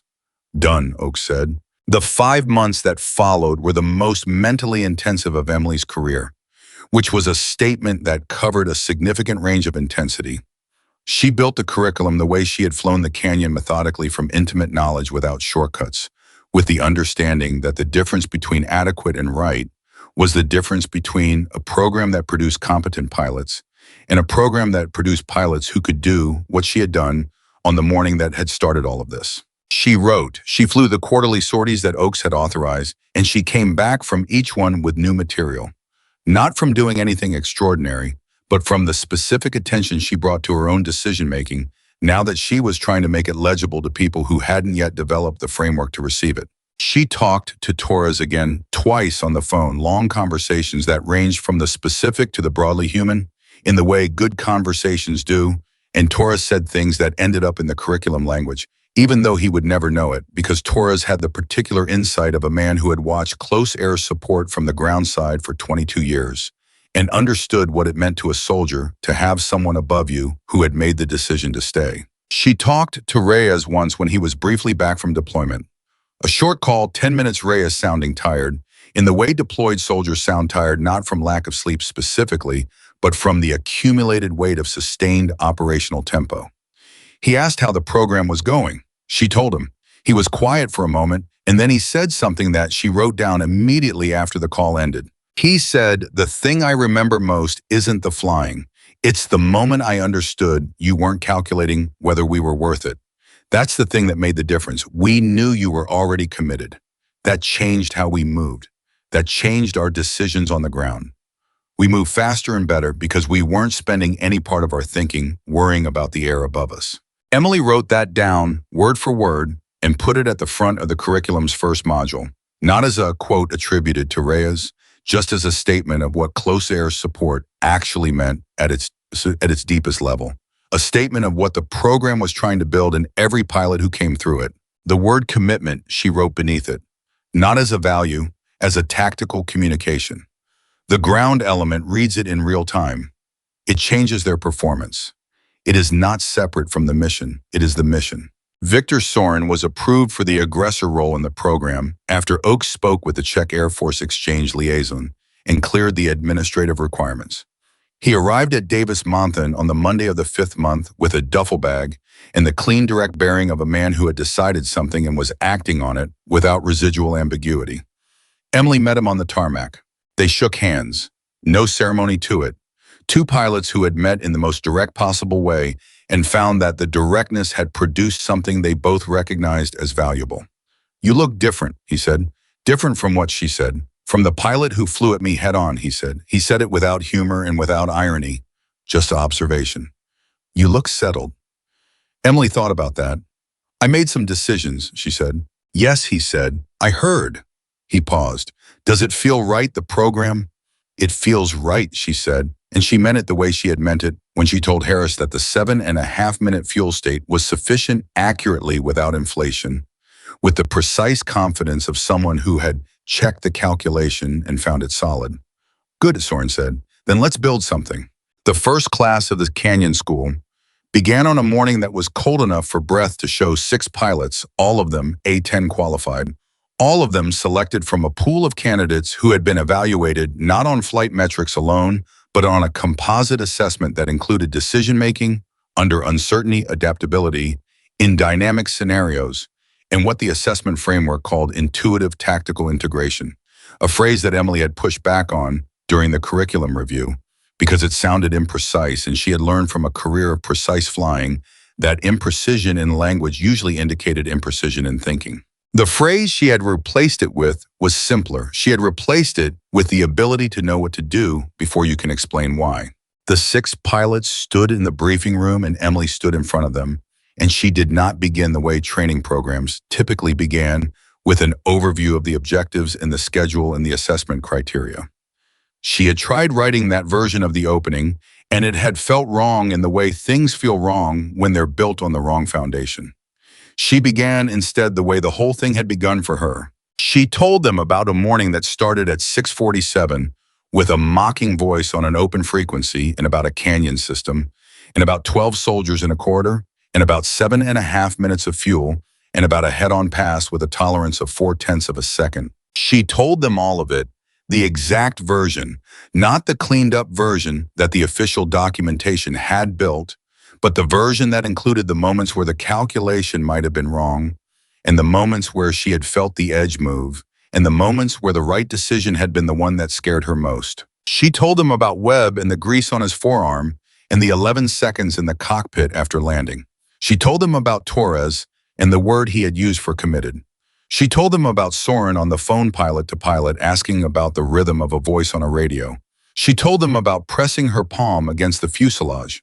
When she finished, the room was quiet in the specific way rooms go quiet, when the people in them have just received something that didn't fit in the space they had prepared for it and are expanding to accommodate it. One of the 6 pilots, a young captain named Rachel Kim, who had the highest flight metrics of the cohort and the specific posture of someone who had been told she was exceptional often enough to believe it, while also being uncertain what being exceptional actually required of her, raised her hand. "Captain Carter," she said, "the head-on pass, 4/10 of a second. Was there a moment when you thought the calculation might be wrong?" Emily looked at her directly. "Yes," she said. "When about 2 seconds in," Emily said, "when I pushed the throttles and committed to the vector, and the closure rate was real and not calculated anymore in that moment for approximately 2 seconds, the calculation felt wrong. What did you do?" Kim said. "I flew the aircraft," Emily said. "I had made the decision. The decision was made from the best available information and the most accurate analysis I could produce in the time I had. Once you've made a decision that way, the job is not to second guess it. The job is to execute it as well as it can possibly be executed and to remain ready to adapt if the situation changes." She paused. "The situation didn't change. Soren broke. I flew through. But if he hadn't broken, I needed to be flying the aircraft, not reviewing my decision-making in order to respond." Kim was quiet for a moment. Then she said, "How do you know when the decision is good enough to commit to? How do you know when you have analyzed it far enough?" Emily thought about that. It was the right question. It was the question the whole program was built to answer, the question she had been carrying since the morning in the canyon. The question that lived at the center of every engagement she had ever flown. "You won't always know," she said. "That's the first thing. There is no reliable signal that tells you the analysis is complete. What you develop over time, over sorties, over the specific kind of pressure that pushes your decision-making to its limit and forces you to find out what's on the other side of the limit. What you develop is a relationship with your own judgment. You learn what your judgment sounds like when it's solid. You learn what it sounds like when it's uncertain. And you learn the difference between uncertainty, that means the analysis is incomplete, and uncertainty, that means the situation itself is genuinely unknown and you are going to have to commit anyway." Kim was writing something. Then she stopped writing and looked up. "How long does that take to develop that relationship?" "Years," Emily said. "That's why we're starting today." The room settled. The 6 pilots were fully present in the way people are fully present when they understand that what they're receiving is real, not the presentation of information, but the transfer of something that has been earned through specific cost and cannot be acquired any other way except through the process of acquiring it yourself. Emily looked at them and felt something she recognized from the morning in the canyon, not the same as the feeling in the canyon, but related to it, cut from the same material. The feeling of being exactly where she was supposed to be, doing exactly the thing the moment required. "We're going to spend 5 months," she said. "We're going to fly this aircraft in conditions that will push you to the edge of what you currently know how to do. You will be uncomfortable. You will be confused. You will make decisions that turn out to be wrong, and you will learn more from those decisions than from any decision that turns out to be right." She paused. "Major Soren is going to fly against you. He is very good. Better than most of you are right now. He's going to show you the gaps in your tactical picture with more honesty and more precision than anything else I could design for this program." She paused and looked at them one more time. "What I need from you," she said, "is not perfection. I need honesty. Every debrief, every flight, every moment. When you make a decision and you don't know if it was right, I need you to tell me the truth about what you were thinking and why. Because the thing we're building here, the thing that this program exists to produce, is not pilots who fly perfectly. It's pilots who know themselves well enough to fly truthfully." She paused. "The aircraft will do the rest." The first exercise flew 2 days later. Soren against Kim, who had requested the first engagement with a directness that reminded Emily of someone, though she didn't say so. Soren flew the way he always flew, with complete technical precision and the full engagement of a pilot who considered giving anything less than his best an insult to the person he was flying against. Kim lasted 9 minutes before Soren had a clean solution on her aircraft. In the debrief, Emily asked Kim what had happened at the 6-minute mark when her decision-making had shifted from adaptive to reactive. Kim thought about it for a long time, long enough that the room was quiet with the weight of genuine thought rather than the quiet of uncertainty. I started calculating whether I could win, Kim said finally, instead of just flying. Emily looked at her. And when you were calculating whether you could win, I wasn't flying, Kim said. Not fully. Part of my attention was on the outcome instead of the moment. Yes, Emily said. Kim looked at her. How do you stop doing that? You fly the moment, Emily said. Every moment. You don't fly the outcome. The outcome is a product of the moments. If the moments are flown right, the outcome takes care of itself. She paused. That sounds simple. It is one of the hardest things you will ever learn to do. Kim flew Soren again the following week. She lasted 14 minutes. In the debrief, Soren said without being asked, she was flying at the 7-minute mark, not calculating. Flying, he paused. It is different when you are the one who can feel it from the other side. It is a different quality of opponent. I had to work harder at 8 minutes than I had to work at any point in the previous session. Kim heard that. Emily watched her receive it not with the satisfaction of external validation, but with the specific internal recognition of a pilot who was beginning to develop the relationship Emily had described on the first day. The relationship between a person and their own judgment, the foundation on which everything else was built. The 5 months passed the way productive time passes, full and fast, and marked not by the calendar, but by the accumulation of moments that mattered. By the end of the program, all 6 pilots had been through engagements that pushed them to the version of the edge that Soren could produce, and all 6 had found something on the other side of that edge that they could use, and all 6 had built the beginning of the relationship that the program was designed to create. None of them were Emily Carter. She didn't expect them to be. That wasn't what the program was producing. What it was producing was pilots who could find their own version of what she had found in that canyon on the morning that started everything. The place past calculation where the right decision lived, quiet and certain waiting to be acted on. On the last day of the first program cycle, Emily flew. A routine sortie within the quarterly minimums. Nothing that pushed the aircraft or the pilot beyond what a standard training profile required. She flew alone, no wingman, no opposing aircraft, just the aircraft and the terrain and the morning air, the way she had flown on 100 other mornings in this same airspace. She flew the canyon, not the full engagement profile. Not the terrain masking sequences or the pretzel or the squeeze, just the canyon itself, low and steady, the walls on either side doing what they always did, which was remind her of the scale of things, the proportion between the machine and the earth, the particular humility that comes from flying in terrain that was ancient before human beings had names for anything. She flew it slowly, more slowly than the mission had required. Slowly enough to look at it, really look at it, the way you look at something you love, that you know you're not going to see the same way again. Webb had signed off the aircraft with his usual thoroughness. She had thanked him, and he had said she should save the thanks for when she landed, which was his way of saying that the aircraft was ready, but the flight had not yet proven itself, and until it did, the accounting was open. She flew the canyon for 20 minutes. Then she climbed out of the terrain and turned the aircraft toward home, and flew with the specific attention of a pilot who knows that every flight is unique and irreplaceable, who has learned from experience not to let the routine of repetition obscure the particular quality of the moment she was in. Harris called on the mission frequency. Widowmaker, this is Control, flight check. Control Widowmaker, all systems nominal, returning to base. Copy. Good, flight. She looked out at the Arizona sky, the mountains below her, the morning sun doing what it always did, making the world look different from altitude than it looked from the ground, sharper and simpler and more honest.